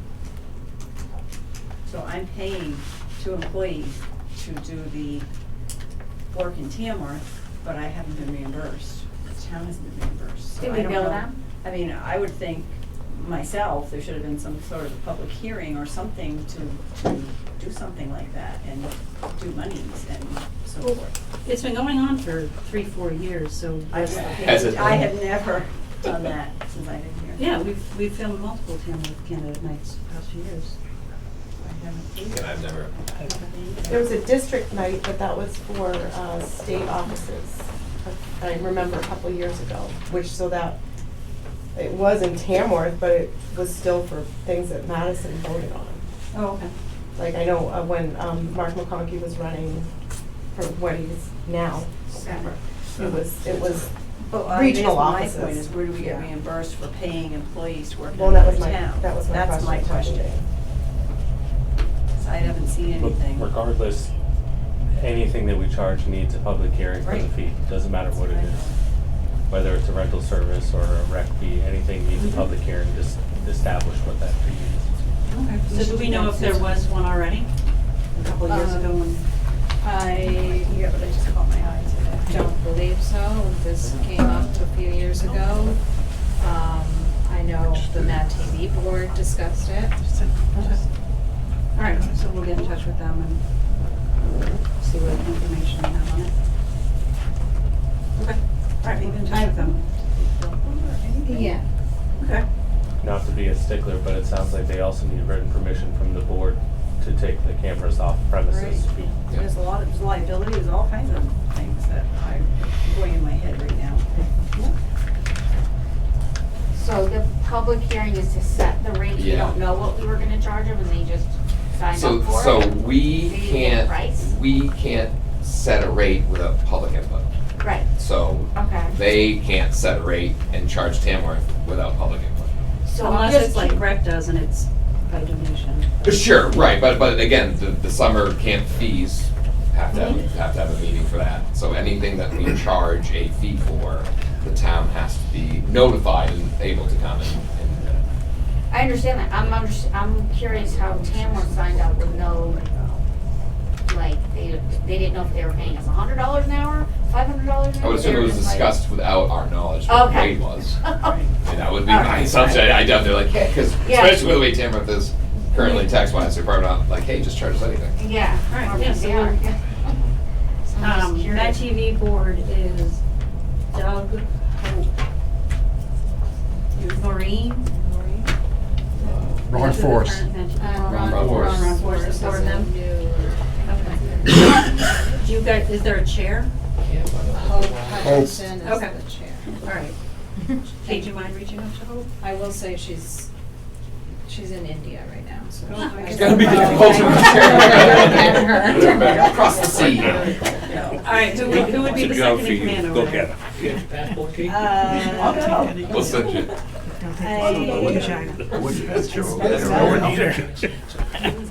I would suppose Doug. A lot of weird stuff over there. Because Noreen is an alternate, and Ron is relatively new. Okay. All right, so Dawn. All right, so maybe Doug and And- Ron can have a. He's right meeting. Yeah. Oh, he's I here. didn't see him. Oh, I didn't even see you there. Dylan's a big wall. Easy. Yeah. I didn't mean that negatively. You're just like, broad shoulders. Broad shoulders. All right, Doug, do you need to meet with Ron as a board and kind of figure that out, or let us know? Sure. Okay. Can two meet? I mean, they would have to notice it and do whatever, I don't know, whatever. But that too is a. Our next meeting, I believe, is in May, so Yeah, we should meet sooner we than could that. do it Yeah. then. Yeah, I think it would be good if you guys could have an off-cycle meeting and kind of Okay. Great. find out Thank what's you. going on. Okay, I good. appreciate Selectman Price, I would Selectman Price being so on top of this stuff now. Appreciate it. Yeah, thanks, Doug. Been on top of That's it the whole great. time. I don't know about now.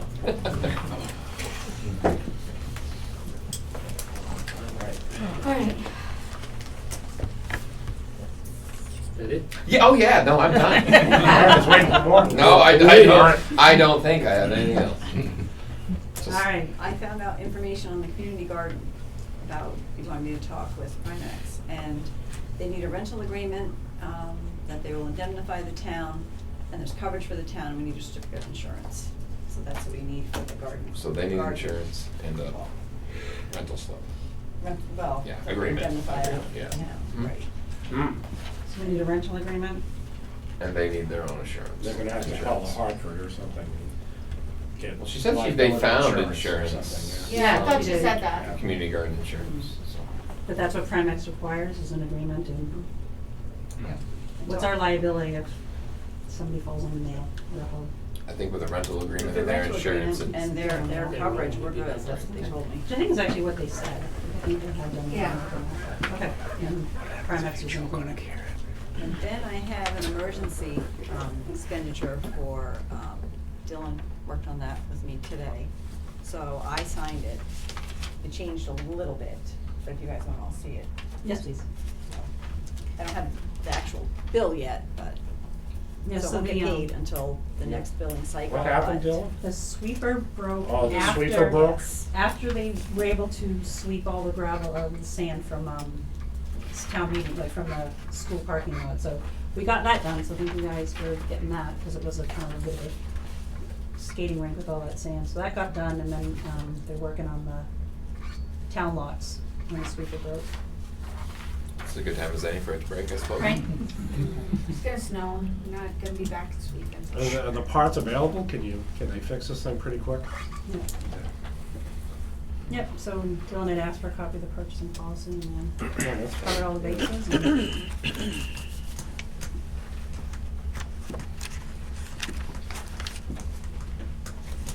The whiteout was a change of the amount, because the shipping changed a little bit from what I had. Are you gonna fix it here, or is it down at Bill and Cat? You just order the parts from We them? just need the parts. We can- Okay, then you can get the machine back in service. all right, and then this will be under our signature items. Yeah. Yes. Yeah. Then I got a email from the generator connection, Mm-hmm. which I have no idea, these didn't come to me. If you want, them to do the quoted work. The service, yeah. They're just looking to schedule The a time. annual- That's the annual service. annual service, right. I'm not saying yea or nay unless somebody tells me. I think it was in the All of them budget. would do it too. There's two things that I was aware of. I haven't seen that. but Yeah. We do have an annual service that they come in and do every year on. They do them all while they're here. But there was one that was deferred and added to the budget this year. Yes. And I'm not sure which one It's that like is. $2,300, that one. That Yeah, the total We can cost. look at it. Yeah, I would have to, I know that there is a file upstairs in the selectman's office that would contain all of that Yes. stuff. Because we deferred it because we didn't have the money last year. Right, and we added it to this year's Yeah. budget, yeah.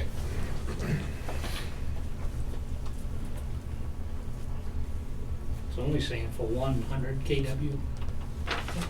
So that, One. 100 KW? 100 KW, this is for that. That's Which would be the this one. one. That's Is that the one at the behind school? No, behind the blue garage. Blue Garage is a 100 kW generator. That's what it's saying anyway. that might be deferred. Well, I'm not certainly speaking for the board, but we bought all these generators, we need to service. Oh, them. yeah, no, I agree. If you want, I can It's just go take a look at that with Kate tomorrow and Yeah. call them Yeah. to make sure, because usually they do them all when they come to Right, town they do. to Right. avoid Yeah. Did travel. you put off one last year, you said? We had to because of the cost of it, we didn't have the money. We added it to the budget. Right. Yep. Well, they're doing the full service too, the cooling Yeah. system, the load bag testing. Right, but it doesn't make sense to me that maybe, we've had some wonky things going on with the computers. They will send a separate email for each generator, maybe you only got one so far. That's the only one I got, yeah. Yeah, so. Because they have a separate account for each one. Makes sense. I can check with them and see if they have. Yeah, so they're calling this a separate quote. But we Oh. have kind of an ongoing contract. Let Yeah, me- if you don't mind yeah, working. I'll take a look at it in Yeah. in the morning. I also got a invoice for Village Green Lawn Care.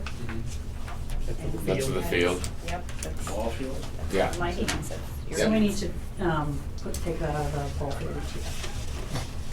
But, There's options Yes, there is options. okay. that I'm not making the decisions for. Yeah. I was on you round 4. That was around 3.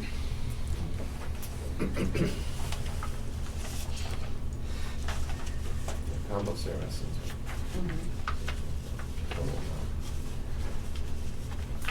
Yeah, that's all, that's for this year, I believe, if I'm reading this correctly, that's for all of the treatments this year. Is that what we do last year? Yeah. Okay. And then, if you pay it today, you Right. save $302.80. So, It's not gonna get paid today. well, I know, Unfortunately. but that's all the steps that they'll take this year to do on the Right. fields. So Yeah. is They that a get quote discount for brand all a this. contract, or is that For the whole year. services already contracted and they're giving us an estimate? This year's applications, it's the same as last time. Mhm. If I recall correctly, that's a 3-year contract. That's just a reminder of what this year is for, but Right, Josh was that's saying- pretty much telling us we can pay for it in installments, or we can save $302.80 and pay for it all up front. I didn't know what am I doing? Josh put it together, but I'm pretty sure it was a 3-year contract. Yeah. It's a yearly maintenance to keep up with what they did before. Yeah, 4-step fertilization, surface and ground. So I feel combo. like last year, I think that will come we out of one of your paid it in funds and then she'll stages, because I reimburse it remember with signing the 2 PTO rounds that of we have. checks. There's something. Pow pow! Goose repellent. Let me know, I'll come hang out. Now, again, I feel like, I'm trying to remember, because, you know, So this is a service renewal.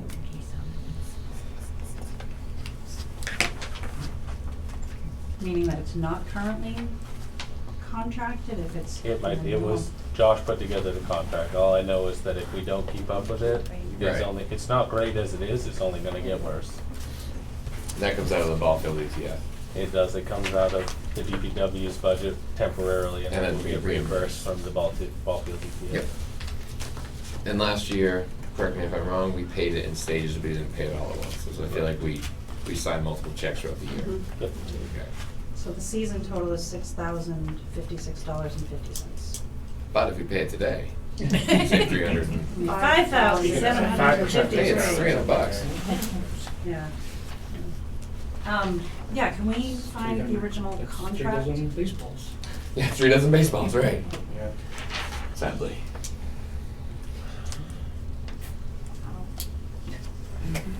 You may think that's a lot, but that's actually not that bad of a price. That's a pretty big field. and the liability that goes along with spreading fertilizer, you have to be licensed, take a 4-year course, like there's a lot you're paying for in that. And there's only like 2 people in this area that do it. It may only be him now. There were 2, we Yeah. had both quotes. Yeah. Send it back down and put Yeah. pile.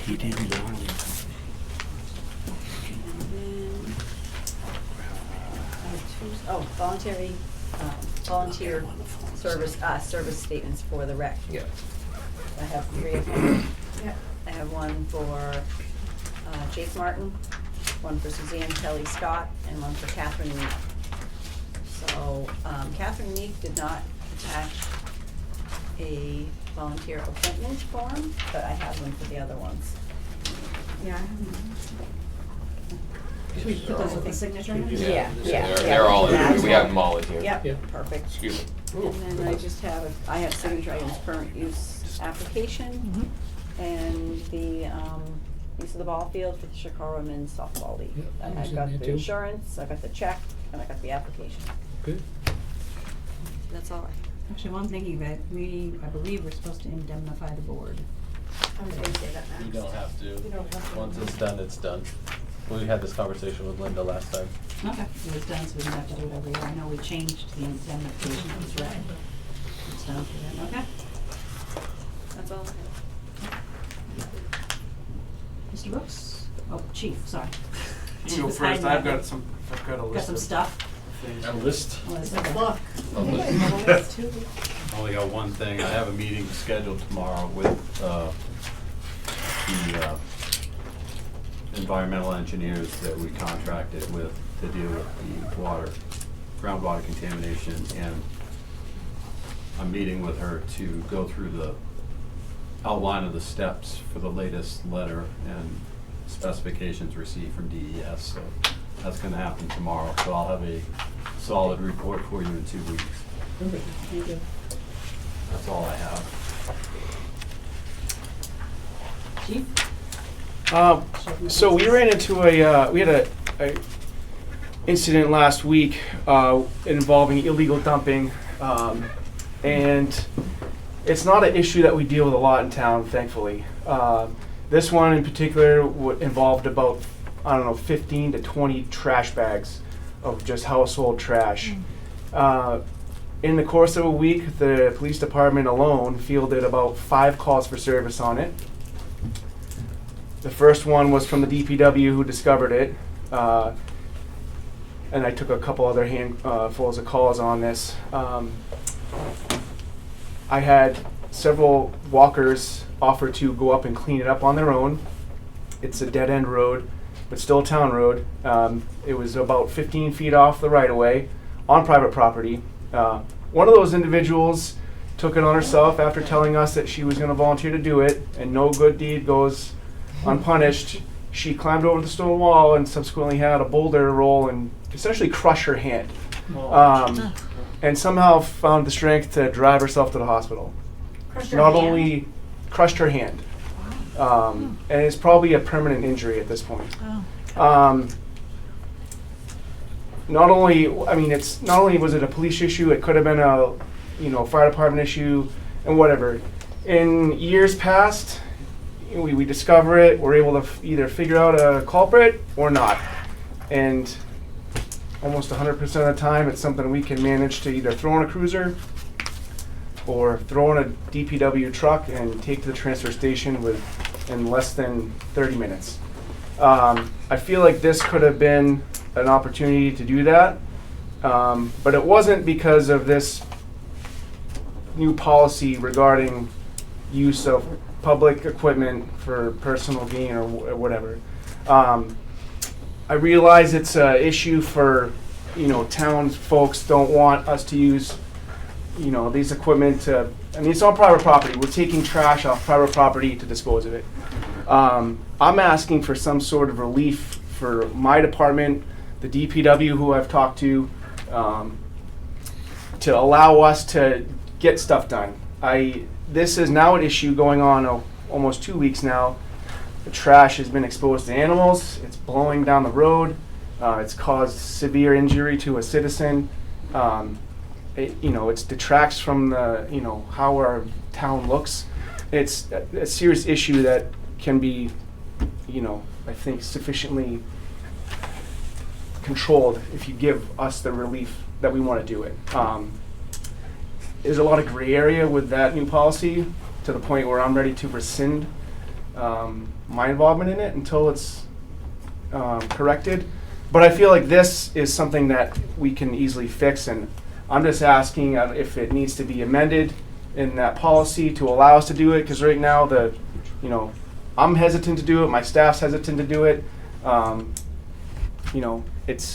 It could be any one of you on the board who has that issue. And it's not just one trip to the dump with 15 bags, it's probably 2. In the event that it's a mattress or a TV, now you have to either hire someone to truck it for you if you don't have a vehicle big enough. You have to pay the dump fee, and you may not get any of it back. I just think it's Tell us what.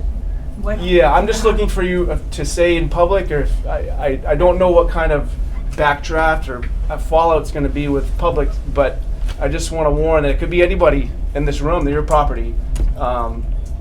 And it may be an issue that you don't know about till you get there, at the end of the season. You just. Well, this became a police matter when people called you. It became a town Yes. matter. It became. But, for us, but technically in this case, it's illegal dumping. It's on, Right. It's on their property now. It's not my problem. It's their problem. Is it on the property owner's It's property? on, yep, it's private Is it property. their own? It's on them to get rid of it to a degree. I mean, it's. So it's if their they're- trash on their property? No. It's not their No, trash. It's not their trash. But it is All right, now. that's what I'm trying to clarify. Yeah, it's not their trash. It's their trash now.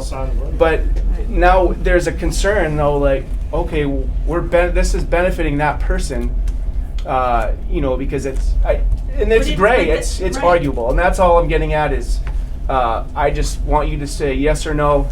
Take care of it. I See, see I that feel as like a police, that's a town police thing. business. That's town I feel like business. that's town business. You've received enough Yeah, calls but there's about this it. gray area of personal gain. Like, someone's benefiting from this, and But they're the victim of a crime, so it's kind of fell into a police matter, and the police can handle it. Like if you had to go through it, I know. It's But is it a but DPW to look matter? well, Can I enlist the DPW's equipment to remove that trash now, or to take a excavator or a backhoe and lift up a 800-pound soaked couch onto a dump truck? I mean, because that's happened too. But people we're afraid to do this because we don't want it to get kicked back, and it's a policy violation. So. I see that. I would assume that you and the DPW would work together on matters like this, and I see it as a police matter. It's illegal. If the person that lived there dumped it on their own land and somebody complained about that, then that'd be different. They'd be responsible for cleaning their own mess. And I would hope that, Yeah. we get, in this instance, I feel It's is a almost crime, resolved. basically. Sometimes we're able to get money back in restitution from the courts, but this was a concern, and 2 departments were hesitant to take action on it because of this policy, and we're just looking for you to say you're good to go. And You're good to go. I Okay. mean, if you want to vote on it, we can vote on it. But that's all I needed to know. I think that falls under the purview of town business. Once you guys are called in and you have the tools of the town to do your take care job, of yeah. business, that's all in the course of business. Very good. That's all I needed to know. yeah, Chief, I don't see that being an issue. I mean, people called saying people are illegally dumping on the side of the road. It was on private So, property. but it's Yeah, on and- somebody, Yep, and I'm just You there was respond, I mean- it can be looked at in different Yeah. different So, I mean, perspectives. Honestly, I think the crux of it is operating in good faith. I think the crux of it is, like you said, not personal gain. Well, there is personal gain to it. There is, yeah, I and mean, I'm not But you have saying, to I'm not do voting the- against that, but Right, like, no, but the the crux of it is, it's part of town business and town employees, town leaders operating in good faith, that they are not getting personal gain from it. They're not doing it as a favor for someone. They're not getting, money in their pocket to do it. You're operating in good faith in the purview of your job. But Chief, I would and then expect part of you- it. So then the other part of that is Chief Brooks brought up another instance where, it's a garage full of trash that, Yeah. and I want to be proactive in looking at issues like this and the garage full of trash, and knowing that the current situation is not good, and can we as two departments and even another department take that good faith step of, okay, this is going to be issue next spring, we need to do this now, because it benefits that, those neighbors, that neighborhood area. And that good faith aspect is what we're trying to accomplish with very minimal time and effort and use of equipment. And again, it goes back to maintaining the desirable, area we have. It's a community cleanup. It Right. benefits the town.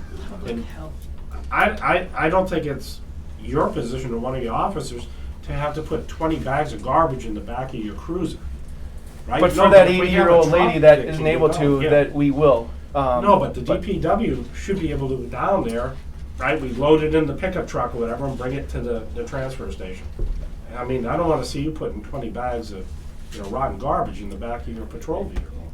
And Joe, it's just, there's a concern that we're crossing a line of a No. policy. We don't I want that. know, and I that's all. understand. Next on my list, I've worked again with the DPW. You're going to start seeing some restricted signs being put up, much like the identical to the one I have on my police department door. There's been there have been instances recently and in the past of regular citizens going into areas that they probably shouldn't be, and just for liability issues, the town garages are dangerous places to be. These guys are either welding, moving equipment, spray painting, and folks coming in unannounced. It's a danger, it's a liability, and we're just trying to address that, and for employee safety as well. You're not authorized to be in there unless you have specific permission, like if you're the Napa guy dropping off parts, if you're the Madison TV going in, or another town employee. If you're just a regular citizen going in there, and you're not authorized, I will say that just like in any other trespassing instance, there may be the potential for criminal charges for any violation. So we want folks to be aware and know that, so that they're not putting themselves in any type of danger, or the town being in any type of liability concerns. And if folks have any concerns, they come to the board. They don't need to go to employees. And next, I've been working with Matt from Pope Security regarding the alarm system. Lakeside. What's that? Lakeside. Lakeside, sorry. I just actually gave a pistol permit to the former owner of Pope Security, so I'm crossing my wires here. We've identified a current user list. We've cleaned it up a little bit. I don't know if this is a temporary duty for me. I'm happy to do it permanently. It seems like it's fairly easy. He's going to come spin us up on how to manage the users and at the alarm panel, and get us some instructions on how to add new users. So if we need to get a passcode for you, Joe, or anyone else, we're He able has to his. manage it. Oh, you have it? We haven't tested it yet, but He's got one. yeah, we Okay. have to test it. Right? All right, so my understanding was Kate was the primary and you were a backup. Are No, you guys- he's gonna be he's gonna be the primary, and I'm gonna be the one to do the, do the alarms, put them in and stuff, so. So, He and Mike is also, I think, a backup, aren't you, Mike? Yeah, the two of them are. so I have the list.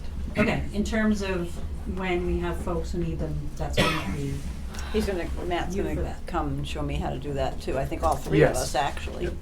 That was the understanding I got from it, in his conversation last week. Yep. Yeah. And the last thing I have, and I wasn't even sure if I wanted to do this or not, I may be liked or not liked for this. I feel like I have a good rapport with everybody on the board. I work hard to communicate with people. And I take pride in that. Now that I'm the chief, I have to deal with all sorts of personnel. I'm tight with a lot of the department heads. And there's not a lot that happens in town without me knowing about it. I mean, I'm lucky and fortunate to be able to cross paths with most everyone in town, residents and employees. And I recently went to a Chiefs of Police Association training that talked specifically about developing culture in a police department, but I feel like it's important to how we operate as a town right now. And I don't need a comment to this. I don't care if you want to comment on it or not.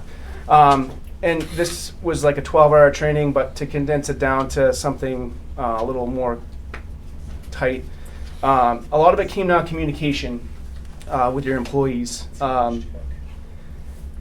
I would encourage you as a board, and I don't report to any individual one of you. We all report to the board as a whole. And I think that's important for everyone to know. And I've heard from almost every employee, and people said at the town meeting that there's the feeling that there's a hostile work environment, and people don't feel comfortable in this town hall working. Town employees out on the road, they're getting ambushed in the town garage. You know, we field lots of complaints, and there's talk, and I can vouch for it. But I've made the corrections. I do well here, and but I wanted to propagate that to everyone here. We need to make sure that when folks are coming to the board, to any other committee in this town with a complaint or a rumor, that it's not transmitted to any one of us as employees, because they're already overburdened with work, we're shorthanded, they're stressed, and it's not our job to have to field that complaint of a rumor and to have to deal with it. Well, we're dealing with someone on the road or up in the town hall.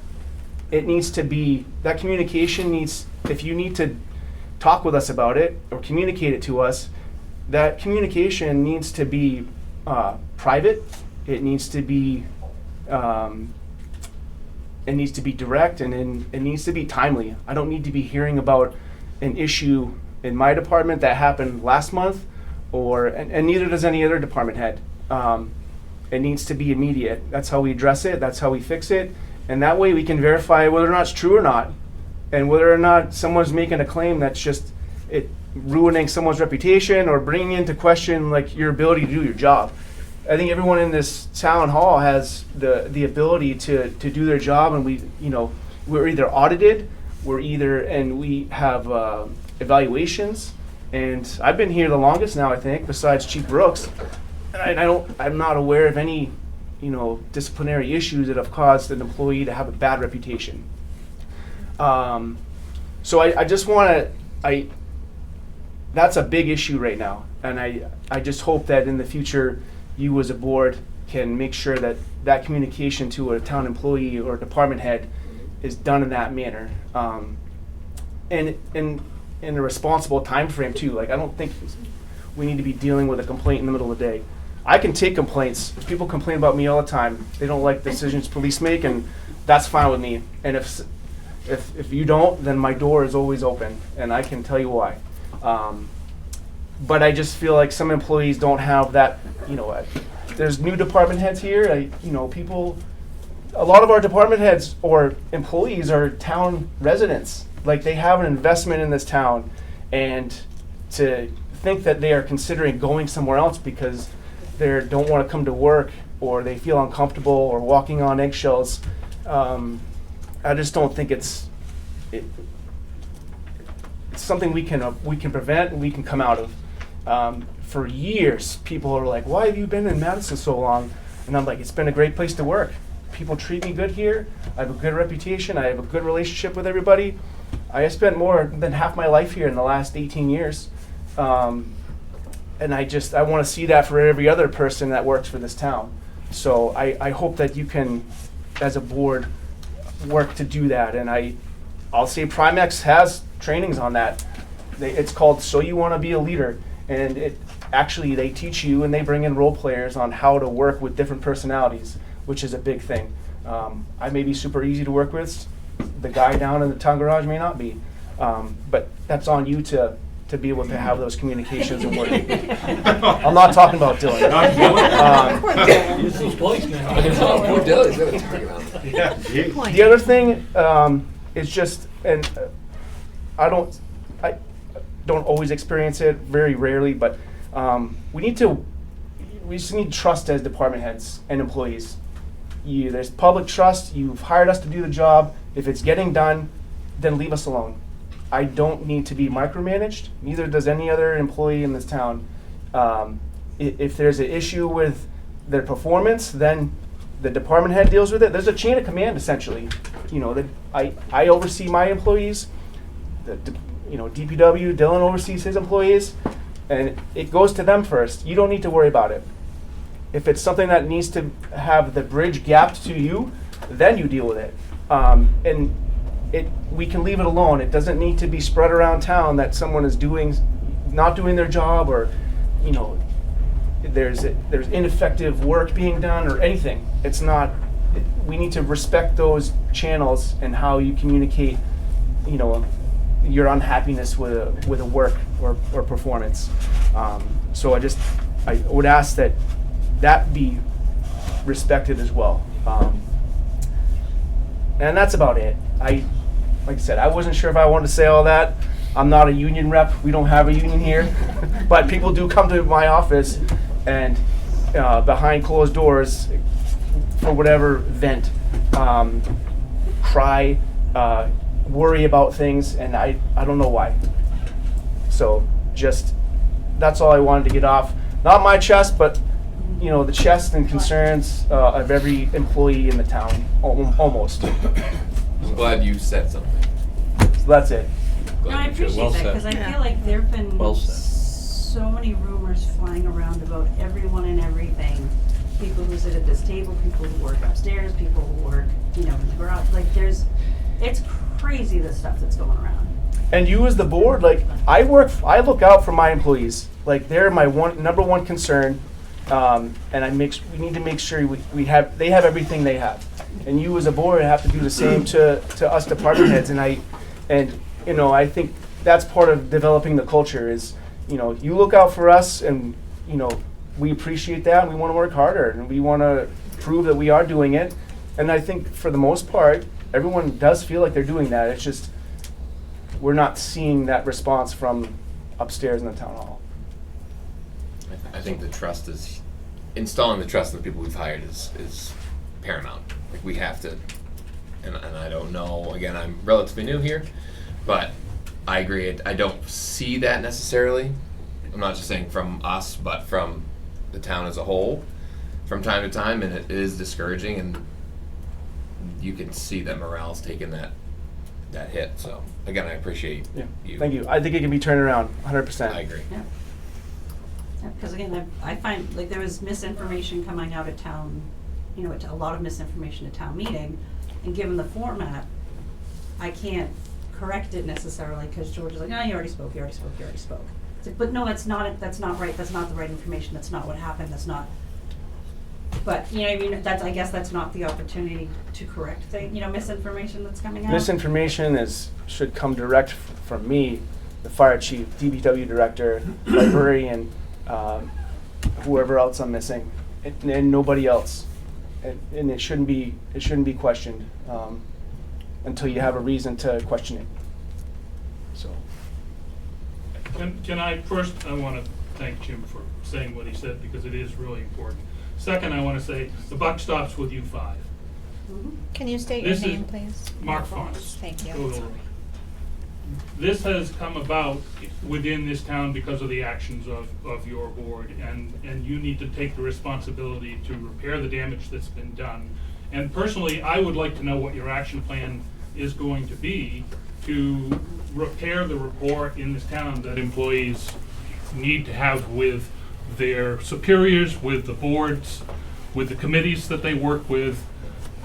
this is all on you and it needs to be resolved, because it's really, I mean, what it's doing to this town is awful. So one thing is that employees are welcome to contact any of the 5 of us at any time. We've been talking about doing office hours. But they I don't know- feel like they can contact each other.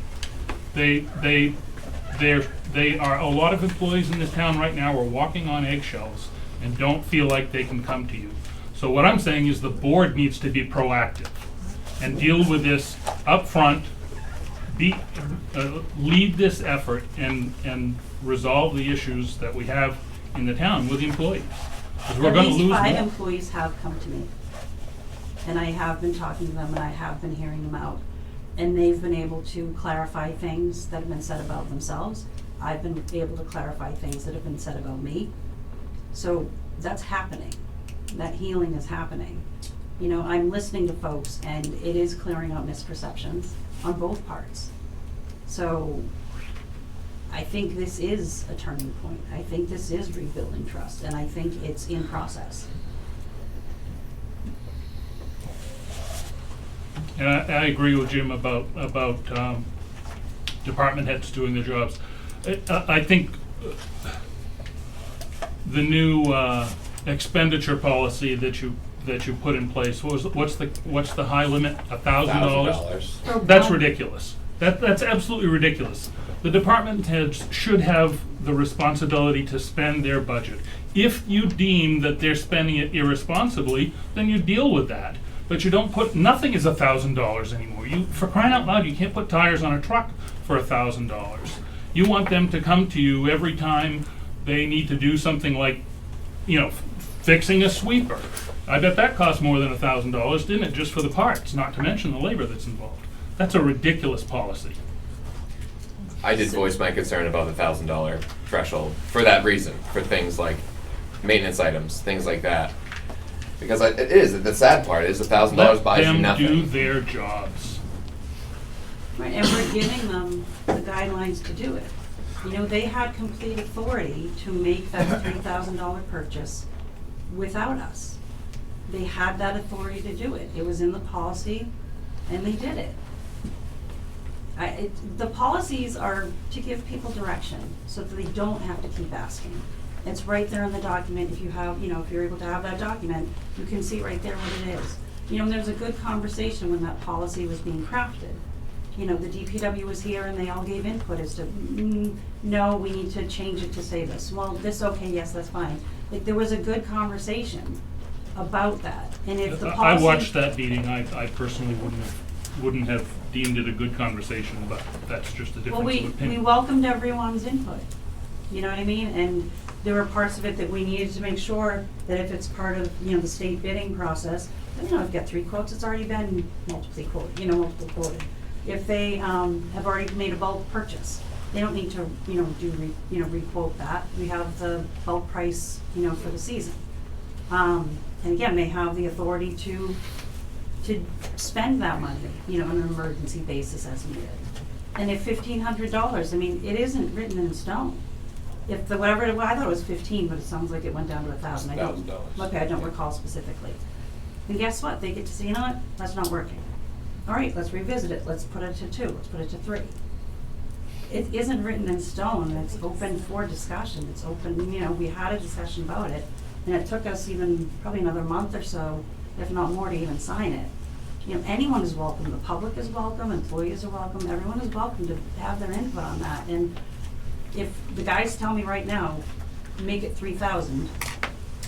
Dylan says make it 3,000. We have once. Do we have seconds? I wasn't sure why we went from All right. 5,000 to 1,000, because I thought 5,000 was, it was No. 5,000 to 1,000. That's They have why a changed budget, it from right? two. No, it wasn't. It wasn't 5,000. Each department has their own budget, correct? I mean, it's a line item in the town report. I read it. All right. You guys sign the checks. You have a manifest every 2 weeks. As long as they're within their budget, you gotta trust the managers that they're doing the right thing for the department, for the town.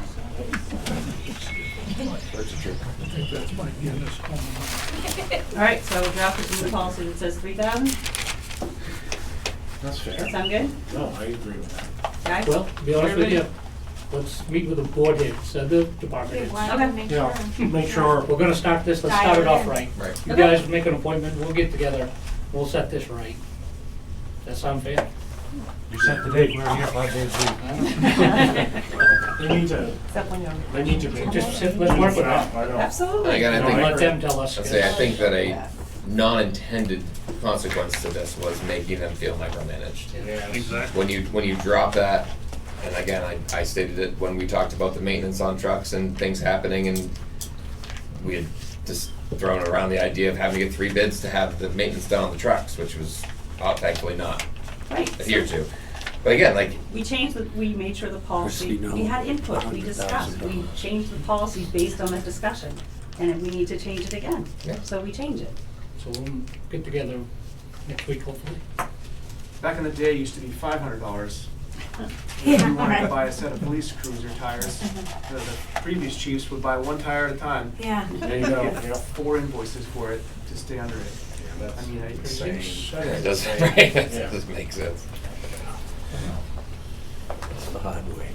And then another invoice to put them on, right? Yeah, then the mountain balance was another, separate invoice. Another invoice to get rid of the old ones. We have, I know. one lady. My turn? Real quick, yeah. Hi, real quickly, I want to thank Jim, Chief Jim, for his heartfelt comments. But it's a little confusing to me because we talk about rumors. That's assuming that the rumors are filtering down to the board, and we don't know that. I've heard rumors that, I don't even believe it. But how do we know those rumors are filtering down to the board that they might address? I'm a little confused. My recommendation would be if you hear a rumor and it concerns you, even if you didn't say the rumor, bring it to the board so that we know. Because it doesn't. That's the thing. We hear things all the time that the other people don't hear or townspeople do. So my request would be if you hear a rumor that you think is troubling because it could have detriment to someone, bring the room. And again, you may not know where it came from, but at least then we have a level playing field of being like, all right, we need to figure this out and either squash it or figure it out. I've heard rumors that I wouldn't waste your time with. All right, well, I suppose that's You know? that's valid as well. But if there's a concern, like if you think this rumor A could really hurt someone's reputation or is detrimental to the functioning of the town, I think that Yeah. it should be brought to us so that we know. I think my favorite one was that Jesse and I are drinking buddies. I think that was my favorite rumor that I heard. I haven't seen him in over a But year, to and we've never address- had a drinks, for To sure. address Chief's concern about timeliness too, you don't have to wait till a meeting, just send us an email, Right. call us, something. We can just get it. If I had $1 for every rumor I've heard in the last 6 months, I'd be retired. Sharon? Sharon Schilling, might I suggest that if you do hear a rumor, ask the person who's telling you Yes. that rumor, not for specifics. What I find many times is that people give you generalities. Well, I heard somebody say this. Well, who did you hear say Right. that? And exactly what did they say? And if they can't give you specifics, then say to them, this is a rumor. Until you can get it founded with fact, then, you shouldn't bother spreading it. Exactly. Sometimes it doesn't even mean that, it's just nope, not true. Yeah. If there's specific Simple as that enough to know. sometimes. Right. So no, don't But even know asking who for said it. specifics will It's just not help, true. Alright. will help dispel it. Mr. Shackler. Jesse Shackford, East Madison Road. I'm not gonna go into a whole lot of history on my part, but why we got to the point that we did in the recent past was that facts were not considered to be a problem. That's a pretty Yes, it is. statement. It is. Pretty broad statement. And So- specifically, it's in my realm of expertise. My education and my whole life's work was in a certain area that things were not being properly taken care of. Definitely And concerned. brought to the board, not as a group, but as a couple of individuals, nothing happened. But things should Until come to the whole board. explosion came up. And now, we've got, okay, we're gonna start over. Nothing matters. It's gonna be all good from here. Why? Because we're gonna go right back and do it the way we were doing it before. Everybody can do any goddamn thing they want to. Have a little, That's what's gonna happen. have a little faith. Excuse me? Have a little faith. I'm done. Okay. I am done. You will never hear me or see me in this room again. And I'm sure that you guys enjoy that immensely. But I believe you're letting the town down, not me. All right, thank you. You can believe anything you want to believe, I sir. will. Okay. On. Quick, and then we're gonna move on to, I just think something that would help the rumors is if you really did have open office hours and you started them soon and you publicized them instead of just talking about them. Because sometimes people hear rumors and they don't want to send an email, they don't want it in writing. They want to just talk to your face. And so open hours, I think, will go a long way to helping the trust of the town. See ya. Yep. That was on my list actually, and I decided it was just so much on the first new transition. I was like, oh, I could say it in a couple of weeks. I didn't know, Chief had some things to address where that would be the perfect thing to say, hey, come meet with one of us, any employees or any townspeople, or more, to make us more accessible. It was definitely on my list, for tonight. But I'm sorry, I didn't bring it up earlier. Dylan, I'll try to be quick. you get to take all the time you need. I got a couple things. Okay. So, obviously the ice is melting on the lake, and that tree at the head lake is That's still there. Yeah. Okay. He said he would take it out, but he did come in. He dumped you too? Came in recently? No, about a month ago. Yeah, he saw me about the same time, so. Okay. When ice goes up. I guess so my question is, if it doesn't get taken care of by the time we need to put the swim lines out, are we responsible for that, or? No. Oh, That's his Homeowner. tree. That was the homeowner's. Yeah. It's his tree. Yeah. He owns it, it's his It tree. fell, the one last year fell on the beach, this year fell onto the So are they ice. gonna get letters to tell them He to? came in to tell us he was gonna Right, take care of it so once the ice. I So think, it's being dealt with. yes. Yeah, can we make sure it gets done? Probably I should reach out to the homeowner. If I he thought I had contacted their us phone number, before. but I in don't. Connecticut. Yeah, but he reached out to us before. He came in. Okay. He actually came in and Maybe we said he can reach knew out to that it him was there and he and wanted to let us spur know that that young as soon as the gentleman ice on was to out, help he would remove take that care of it. problem. Right, yeah, he can't get it till the ice because it's frozen into the ice. Right. Yeah. So- And the ice is pretty well gone around that tree. Yes, it is. Okay. As Is it? of All right. today, It's it's gone. unsafe to be around that tree right now. Yeah. So now's the time to do it. Kate, do you have the contact info for them? I do. For the homeowner, yeah. I thought I had their phone number on my phone and I don't. I didn't know the both. Are you comfortable His son. calling them or contacting them? Daughter. Actually, Florida. Thank you. One of the two. Happy St. Patrick's Day. Yes. Likewise. The other thing is, I'm trying to work on getting it set up with the UNHT2 thing, trying to get the new employees in the system so we can go to the culvert maintainer class that we should be taking every year. It goes over how to maintain them, put them in, record keeping, and all that stuff. So Kate, I might need, I got something today in the email. I briefly looked at it and That's it may have probably been what I'm that, looking so for. I kind of moved over it because I was, Busy with other things? no. Not you. and when, not as soon as road bans are lifted, but shortly thereafter, we're gonna be doing some ditch work and stuff on Winter Road.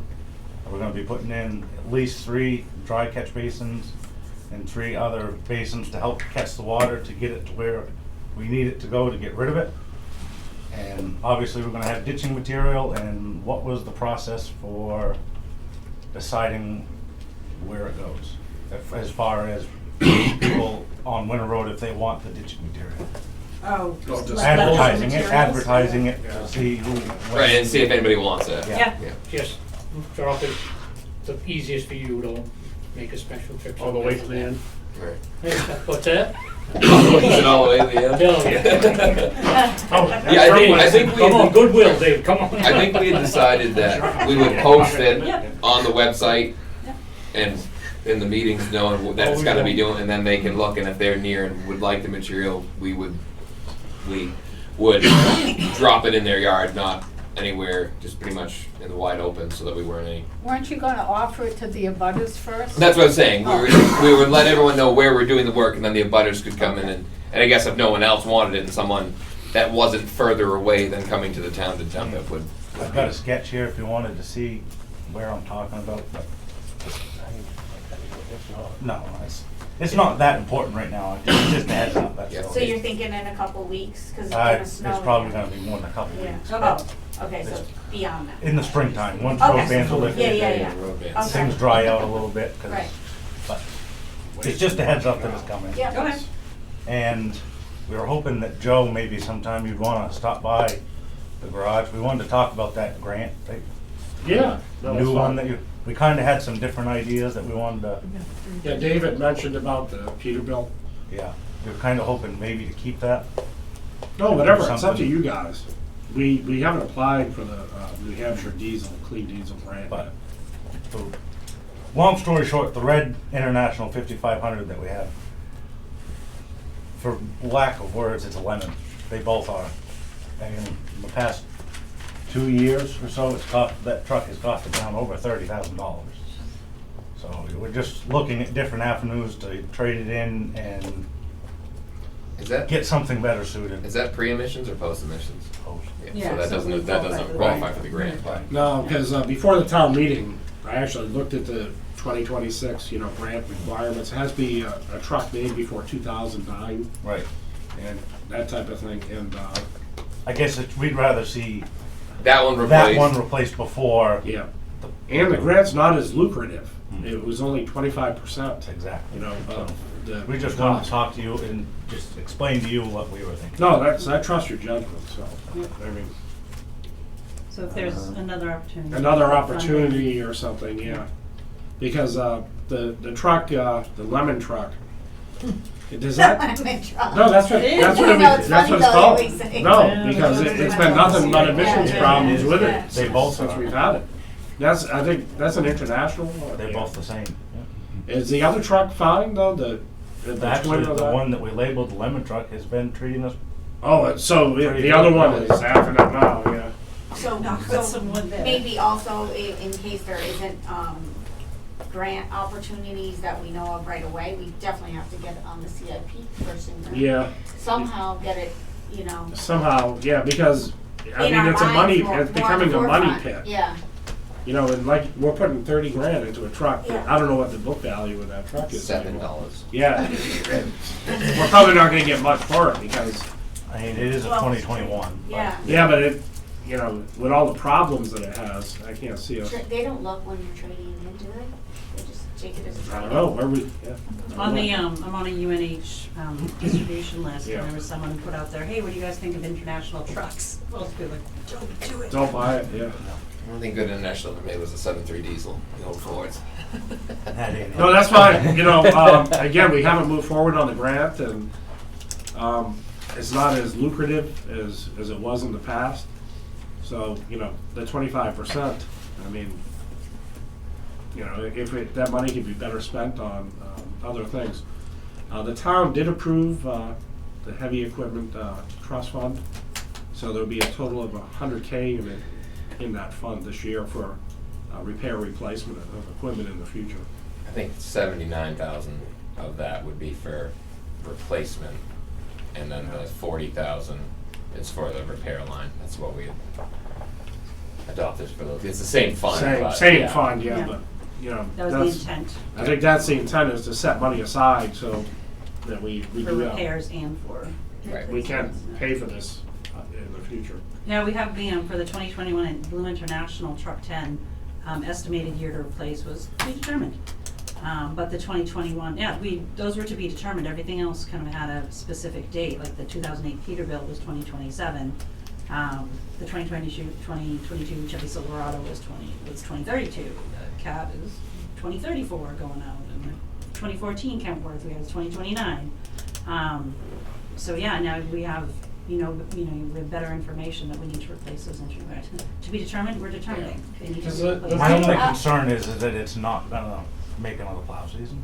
Okay. Okay, Just- so it's I not, shouldn't say what not do you make use it. it for in the off-season, like what's its main function? Parks and Rec use it every day.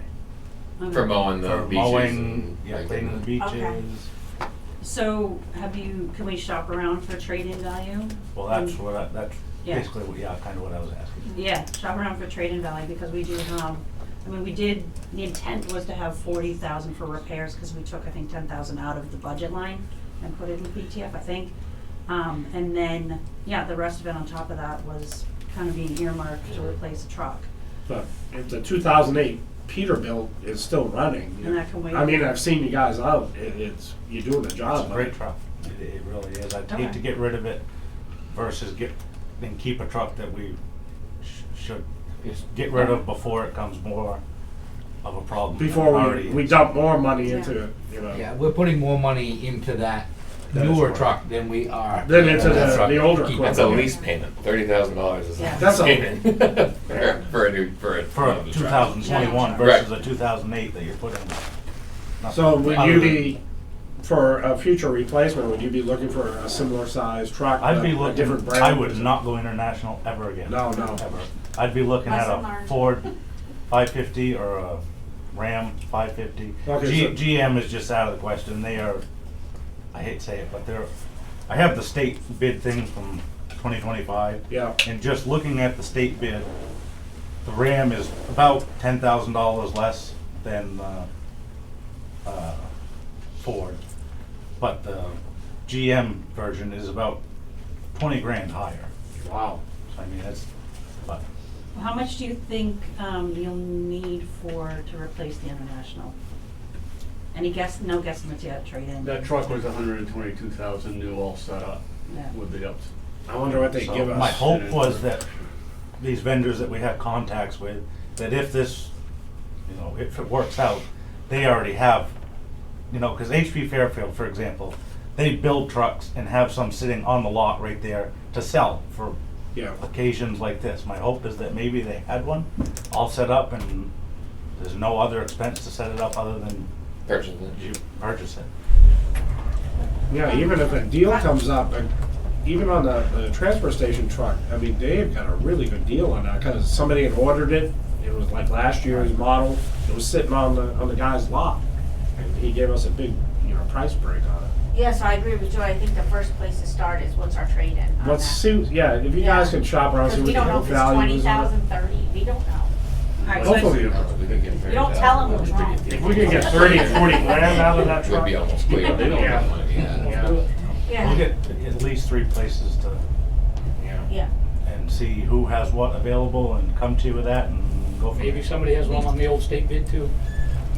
We do Awesome. still owe 2 years, well, no, this year we owe about 19,000 on it, and next year we'll owe 19,000 on the 2021. So we still owe $38,000 on that truck?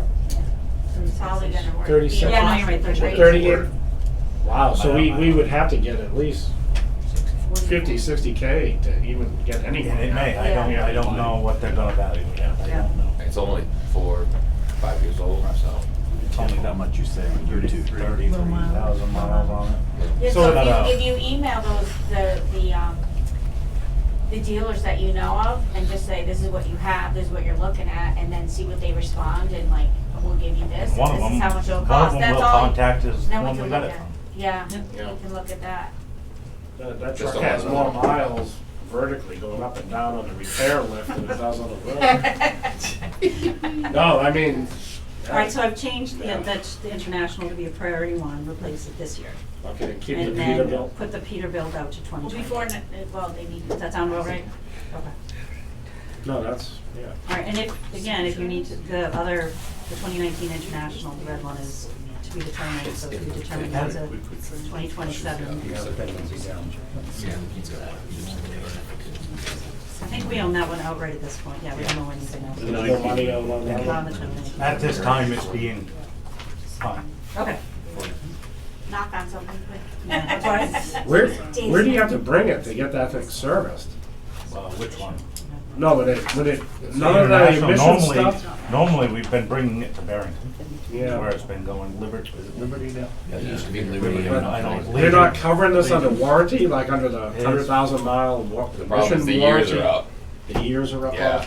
It's been a fight with them, Yeah. You think the factory would cover the repairs on that? but they don't want to because it's a known problem with these trucks. Well, maybe we should consider the warranty on the next purchase too. No, As but- part of our. Yeah, don't buy international, Yeah. that's for sure. All right, well, there is that, You buy the board. the amount in it, so we do have a good chunk of change to put towards it. Mr. Swift? Are we moving on? I think we are. Yeah, I Up to think so. Dylan, really. Before I pass out here. I want to do John Arruda proud. I got the breakdown to date on his revenue at the transfer station of $10,180. That's $4,000 or $3,500 higher than this time last year. Perfect. That's pretty good. And I think everybody saw the Facebook post that someone was congratulating him and Eric for bringing in $75,000 in revenue last year. It was pretty good. So this is the one where you tar and feather me. You're not gonna like me. Maybe I dozed off and I missed something. So everybody in the room knows there's been a lot of heated discussion about town use of property. There's been a new policy that we've all signed, and we're all fine with that. And maybe I missed something, but it kind of smacked as being hypocritical. I was actually kind of angry. And we were talking about Mad TV going to Tamworth with cameras, tens of thousands of dollars worth of cameras. How is that good for the townspeople? How is that for the good of the townspeople? This is what we were under fire for. Yeah, so And now we're this is- trying to find out what's going on. You know, and Yeah. it doesn't look like you've been paid, but even so, why is that being allowed? If this is tens of thousands of dollars of town property, why is it even a question? I'm not nothing against Mad TV, I don't care what they do with it, you know, but I'm not sure what the approval process was for that. I just, So I but think there's a policy Ben now. knows. Is the policy just for us, Of course not, no. you know? Yep, so I think, So, that's it, I Yeah. don't, you know, No. I did my 2 cents worth, but my ire got up over that, you know, Fair it's enough. like, this isn't right. Absolutely, yeah, I Yep. agree. so, no, everything like that's coming out about that, is new. I thought we did more, I learned recently, I thought we did more candidates nights like in the past.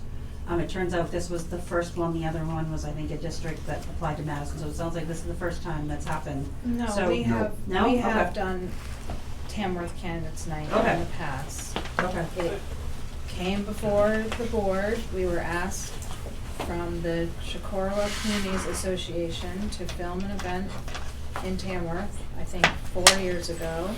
Okay. I was staffed with doing that, and I've just followed suit.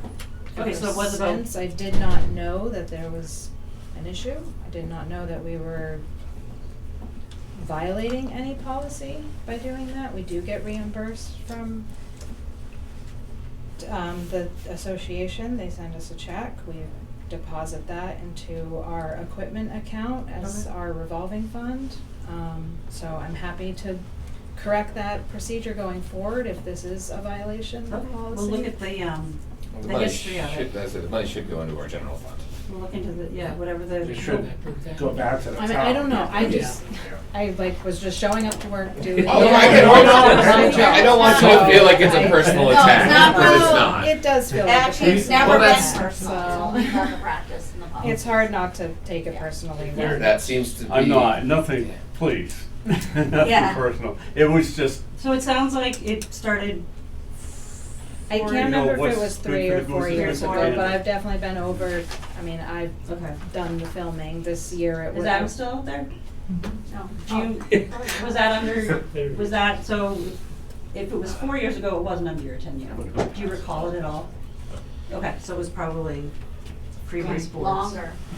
I'm not Right, looking so for we'll find answers, out. it was a statement. It's just No, it's a like- fair statement. It just Totally feels fair. smacking of, this is a DPW thing, not a townwide thing. No, it's townwide, yeah, I think it's fair, totally, right, townwide policy.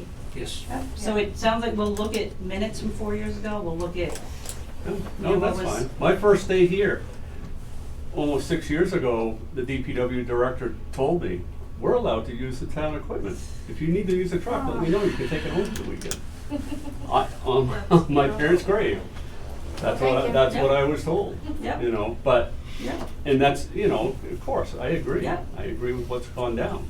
Yep. But And again, it's one of those kind of gray areas, like with the chief, like, it's in the function of the job. But not It's town, not it's like not it's- town work. I'm That's not- where, I'm not that's debating. right, It's but not- that's where the gray area comes I'm in. It's not not gray, it's debating. pretty black It and just white, seems town, not like- town. What, the camera? This Yeah. seems to be Yeah, no, a I whole, agree. Yep, if it's a policy that you guys have come Yeah. up with, and we've agreed to it, yep. And this there's is been town discussion. property, I think. And I don't know if it was the philosophy of the previous board, but it's been presented over the past couple of years that Mad TV is its own entity, that's why they couldn't come into it, that's why they weren't supposed to be in the town building, is they're supposed to be separate, they're supposed to function separately, they have their own board. And I've been trying to do research for the past, 6 months or so to try to understand the relationship between this PEG, the public and educational and government, programs and stuff. And learning a little bit more on the cable contract, conversation too. Trying to understand what is the separation, what is the overlap? Because obviously there's overlap with the budget, but then there's separation with the board. Like, it's trying to figure out what that relationship is and try to figure out all of that, so it's a fair question. I always thought that this equipment did not belong to the town. Me too, until- I thought it until belonged to today. the cable Until company. today, and All it's like, right. wait a minute. I always thought it All right. belonged to the Today cable within company. this meeting? I said my piece. Today within the meeting? Yeah, Okay. when you guys were discussing it, and I was like, wait a minute, there's a policy, why is this equipment going Yeah. to, we just went through this whole thing. I mean, I guess we'd have to determine, does it belong to the town or does it Yeah, belong to Mad TV yeah, if yeah. we are our own entity? And even for me, as the department head, I'm always a little foggy on who am I? I sit here and But if you go on the town no one website under asks me for a departments, Mad department TV's under head. there. Well, so is Old Right. Home Week Committee, but it's Recap our or understanding that anything. that Oh, yeah. operates separately with their own money. I'm not picking on them, it's just happened that. No, and I mean, I wanna follow the policies, that's just my personality, I'm a rule follower.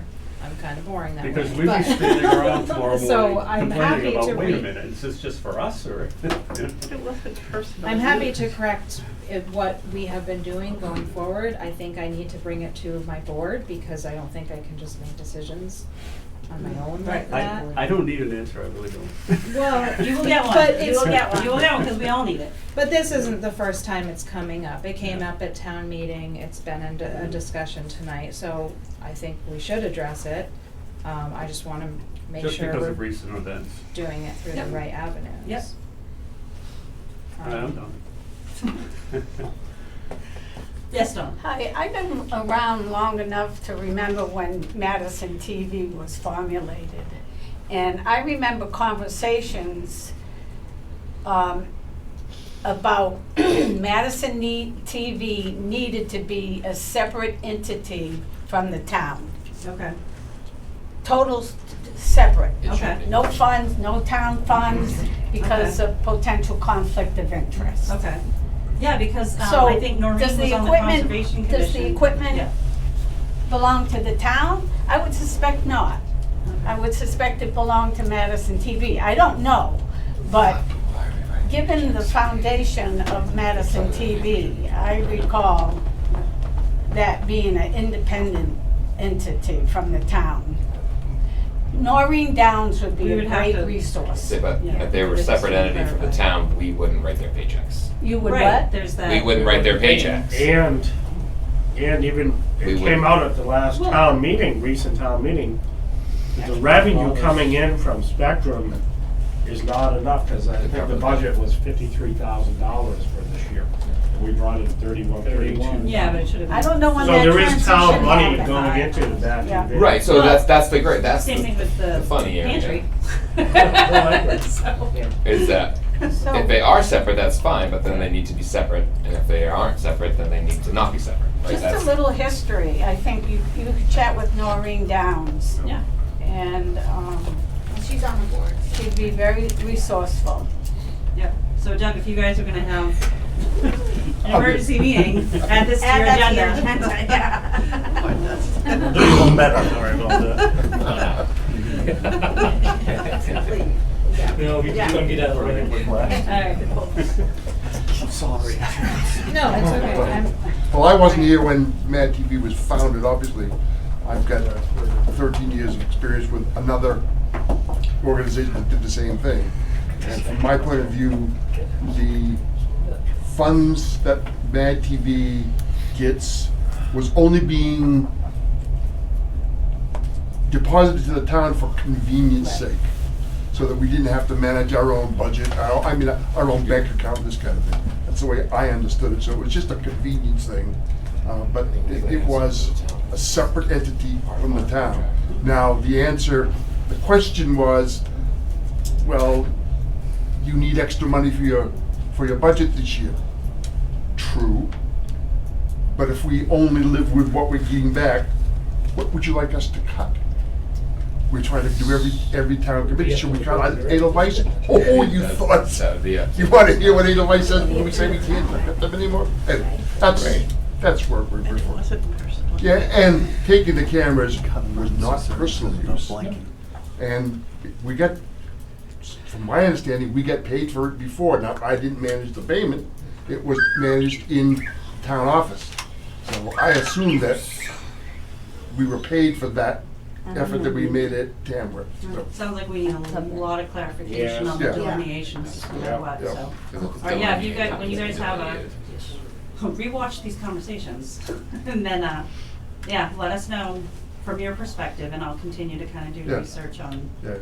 PEG TV in general. I have a and see meeting what with they Ron say. every Thursday morning, so. Okay. All right, I think that's all the, That's it. on this. Anybody Is that else? on the department stuff? It's got a signature items. Okay. Oh, wait. I will make the proposal that was encouraged, or of the advisory warrant article several years ago, or 2 years ago, proposed that we move meetings to 6 PM.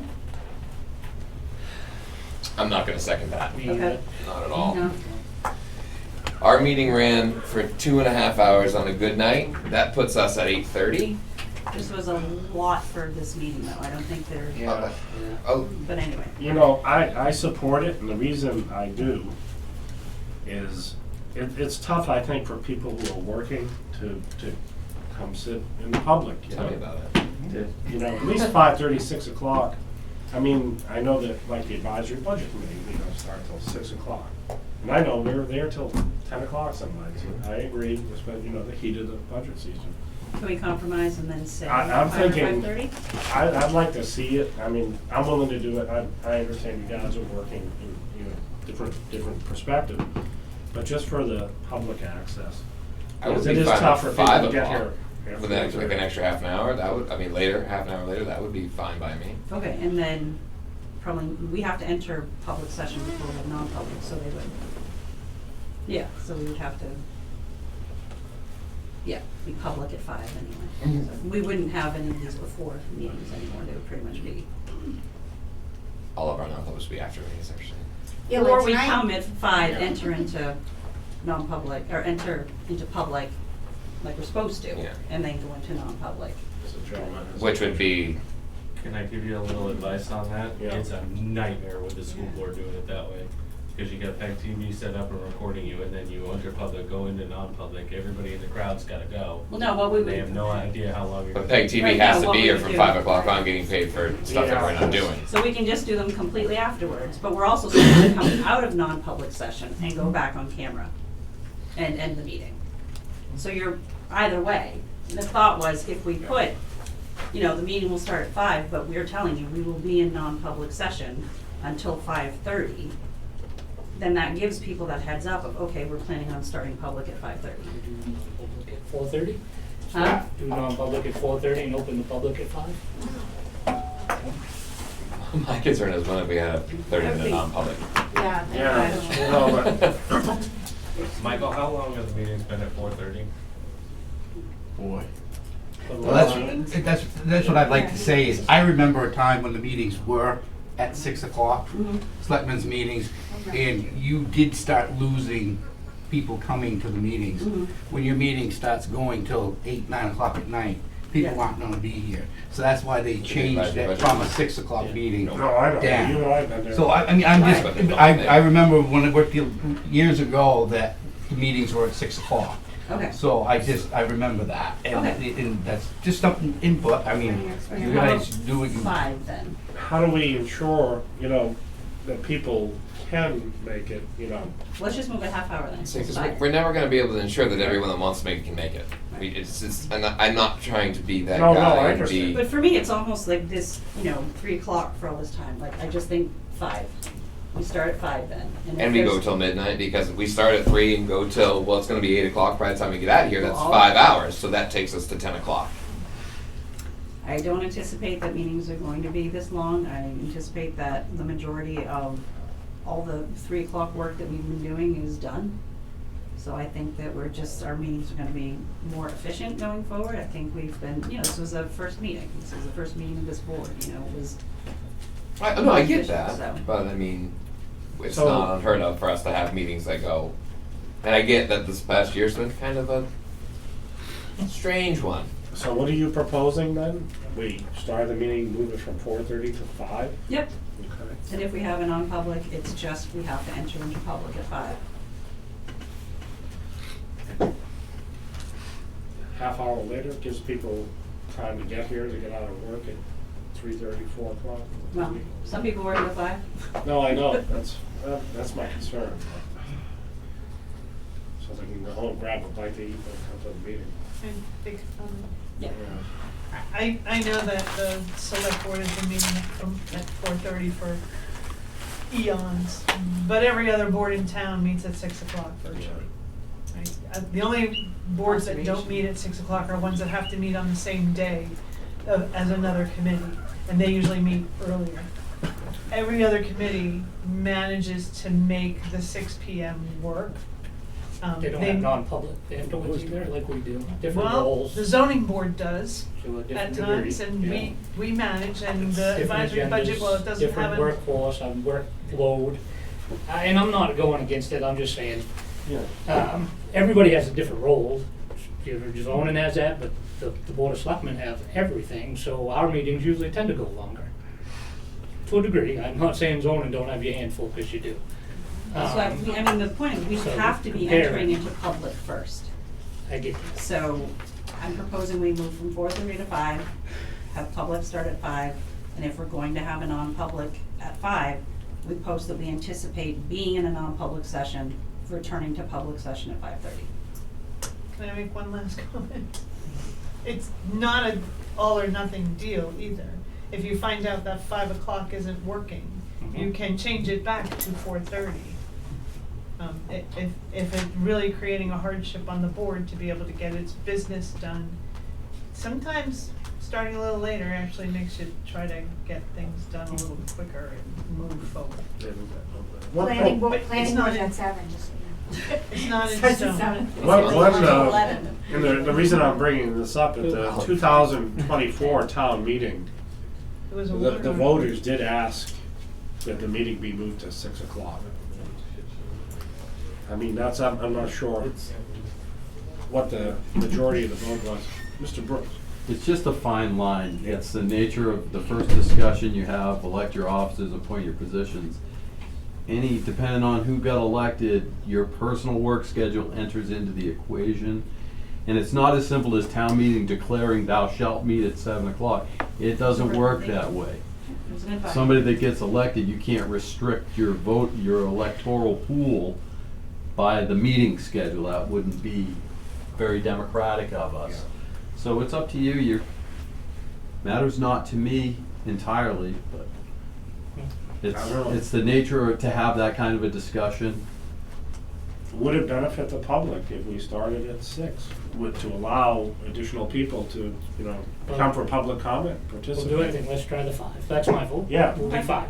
If you, And then if we'll you, go into if you think non-public. 5 would work, I mean. And then it'll be 5:30 compromise. It's a fair compromise. All right, I'll make a motion that we I'll move second meetings that. till 5 PM.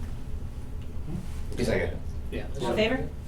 Aye. Aye. All right. Jake? So, I said aye. Okay, Yeah. I wasn't sure. You were Start- shaking your head start no, at so I five couldn't now? tell if No, that it's was fine. We'll be here at Okay. 5 to go into non-public. If we have- to. if we If have we a don't, the non-public- public meeting will start at 5. Okay, all right. Another thought I had, I'm Kate, in. I'd like your input on this, is moving the due date for agenda items to Wednesday as opposed to Thursday. That way there's more business days to assemble packets. It also limits people's time, ability to get things in. If we're worried about people's time, getting here at 6 o'clock, why are we taking a day away from them to be able to put on the agenda? Because they have 2 weeks.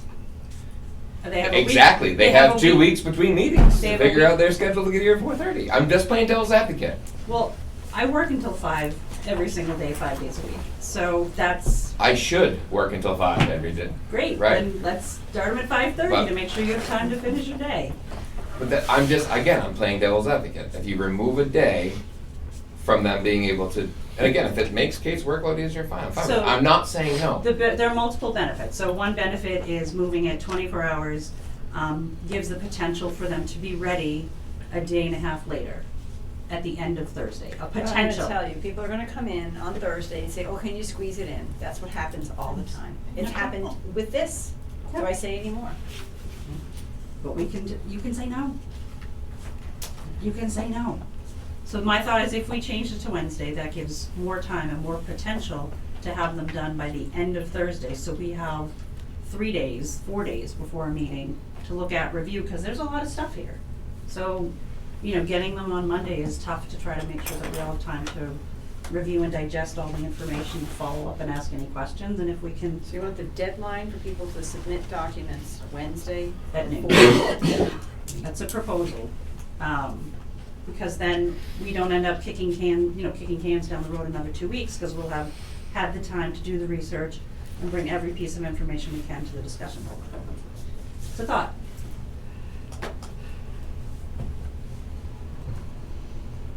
I'm gonna refer to you. You're the one that. I know. I don't really care. Well, Try it, see what happens.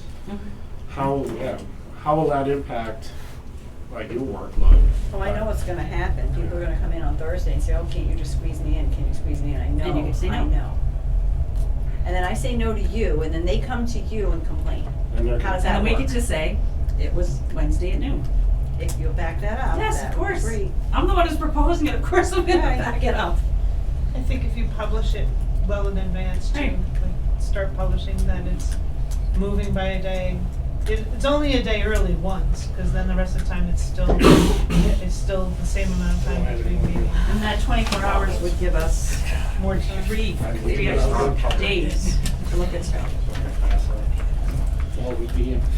you need another one? Job, All well, right, sir. do we want a motion for that? So it's documented?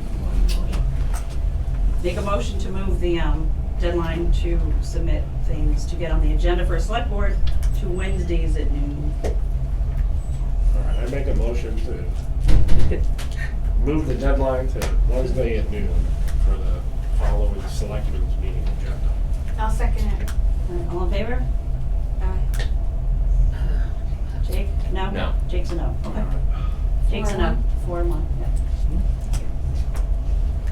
Yeah, let's see how it goes and we can, see how the process is formed, we can revisit it. All right, Yeah, signature. anything else? Signature. Yes, sir. Who's organizing this thing to meet next week for the, go over the? I will. What thing to go over? Finish your doc. We're gonna bring them in, go over the purchasing. Oh, okay. Remember? Oh, So I didn't know We're where you gonna were set us going. all up, and I'll get hold of everybody. Okay.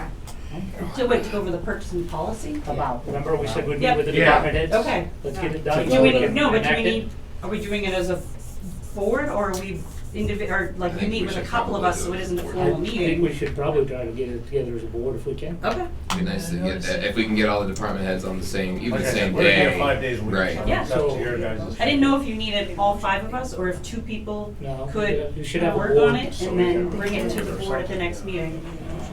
Because if we worked on it, if 2 of us worked on it, we don't need a meeting, it's not a quorum, and then we send the draft out to the board by Wednesday at noon, By whatever, get Wednesday that at noon. information out. And it doesn't even have to wait, whatever information comes out of it, we can send to the other members of the board to have enough time to review it.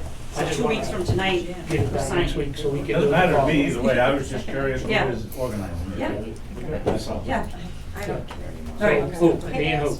I'll do it, I mean, I'll help rewrite So we'll it. get with you guys tomorrow, I'll call both of you, and we'll get a time set up for next week. Okay? All right, anything else? Donna? Hi, You- Dawn again. When can the residents expect an update on the PFAS situation? Mr. Brooks just provided one, he said he'll have, he's meeting with 2 weeks. Wilcox and Barton, tomorrow, and he's gonna. So next selectmen's meeting, it might be on the agenda? Should be. Could be. Should be. If he makes it by Wednesday at noon. That's right. Oh, jeez. We'll squeeze you in, Mike. He can report in his, during his I time will anyway. report whatever I find out tomorrow in 2 weeks, I promise. There you go. All right, signature items. Signature items. Watch me get killed, and I'm a liar. You don't have a thing for her, so these two. Take the whole bag. Oh. Well, since Joey is the chairperson. Jake gets to be the Yeah, other well, single senator. It's all for Joy to sign? This one we have everyone else sign.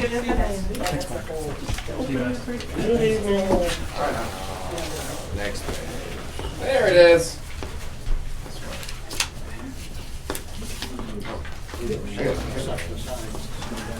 You gotta show me one. That's just, oh, those are just blanks. Yeah. No, it's just blanks. Make sure the right one, I put B.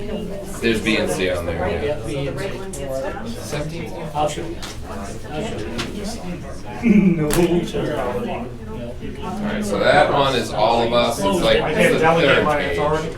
Linda used to put sticky. There is sticky I one. did, I put a sign on. Joy, this one is the softball one. It's just got one signature area on it. I couldn't tell if you signed it twice. I'm gonna take that to the registry on Friday. I almost signed it twice. I started my name with a cursive J and then wrote the rest of it out because I was in the That's wrong black line. ink, right? Yes, sir. Okay, And now I he was hoping didn't. it wasn't red. It's blue. He Blue. wrote It says right there. Blue or black. Okay. All right, I got blue. I Yeah, wanna make sure I no get it red. right. Put your name, I'm driving sign it down it. on Friday. It says right there. Dark blue or black.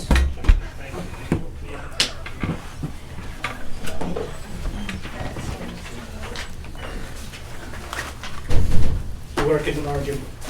I'll call you. Yeah. Go Thank home you. early Thank you, Jim. tonight. Deserve it. That it? There was There's no, right, there's no, She didn't put it attached, so I guess she didn't get signed. All right, I just have a quick question. So I make the amendments on these. Do I need to sign them and give them to you? Nope. No. Just I do don't our need to sign amendments them. and then. Just No, no, sign. she signs them. Oh, she signs them, She yeah, signs yeah. That's what I'm saying. Yeah. to Just take sorry. the draft off, Yeah. and then just email them to me. I'll get them to Becky. And they need to have my signature. Now we can go upstairs. Yes, sir. right, because we approved those ones. We approved it. With it, so she'll make the amendment to sign. If we didn't approve them, she would make them still draft. I have not had time to review We don't want any to. of that. Have you had it? Oh, the softball? Yeah, I yeah. just wasn't sure. We have to go upstairs We, not till we adjourn. after we adjourn. We have a non-public. I'll see you at home. Yes, there's that. Thank you. What's this? I just did it anyway, but. Not Gypsy. Yeah, no, these are just, see, there's, I know, I saw her, but I just didn't know. Yeah, I mean, we don't. she just tried to make it idiot-proof for us. I know. This is great. Which is good. Those can go to, Joy, those are the non-public minutes that we will need going forward. Like, if you guys got hurt, right? That's the whole thing. Yeah, you know what? Really bad. I was gonna say, you got it. We had a monster couple. Hey, we're still on the There air, you so. You have to be careful. So you adjourn the meeting? Till you- All right, well, is this the, We can't joke around. that, Sure. this? We're human. Oh, great. All right, everybody good? Motion to adjourn? Motion No, to motion adjourn. a motion to enter non-public. Right, oh, that's right. Yep, that motion. So, yep, we need a motion to enter. I'll make that motion. You gotta read it. Hold on. Oh, no, you gotta do that. She's gotta read it, we need to make the motion after she reads it. Nope, that's not. All right, can you hand me the? They're actually, I think both on that, Yeah, right there. Oh. Yep. All right. You got it? They're both on there. Make a motion to enter into non-public, RSA 91-A3, Roman numeral 2, B, the hiring of any person as a public employee, and RSA 91A:3, Roman numeral 2C, matters which if discussed in public would likely adversely affect the reputation of any person other than a member of the body or agency itself, unless such person requests an open meeting. I'll make the motion. I'll second that motion. All in favor? We'll give you a roll call. Roll. Nicole, I. Yeah.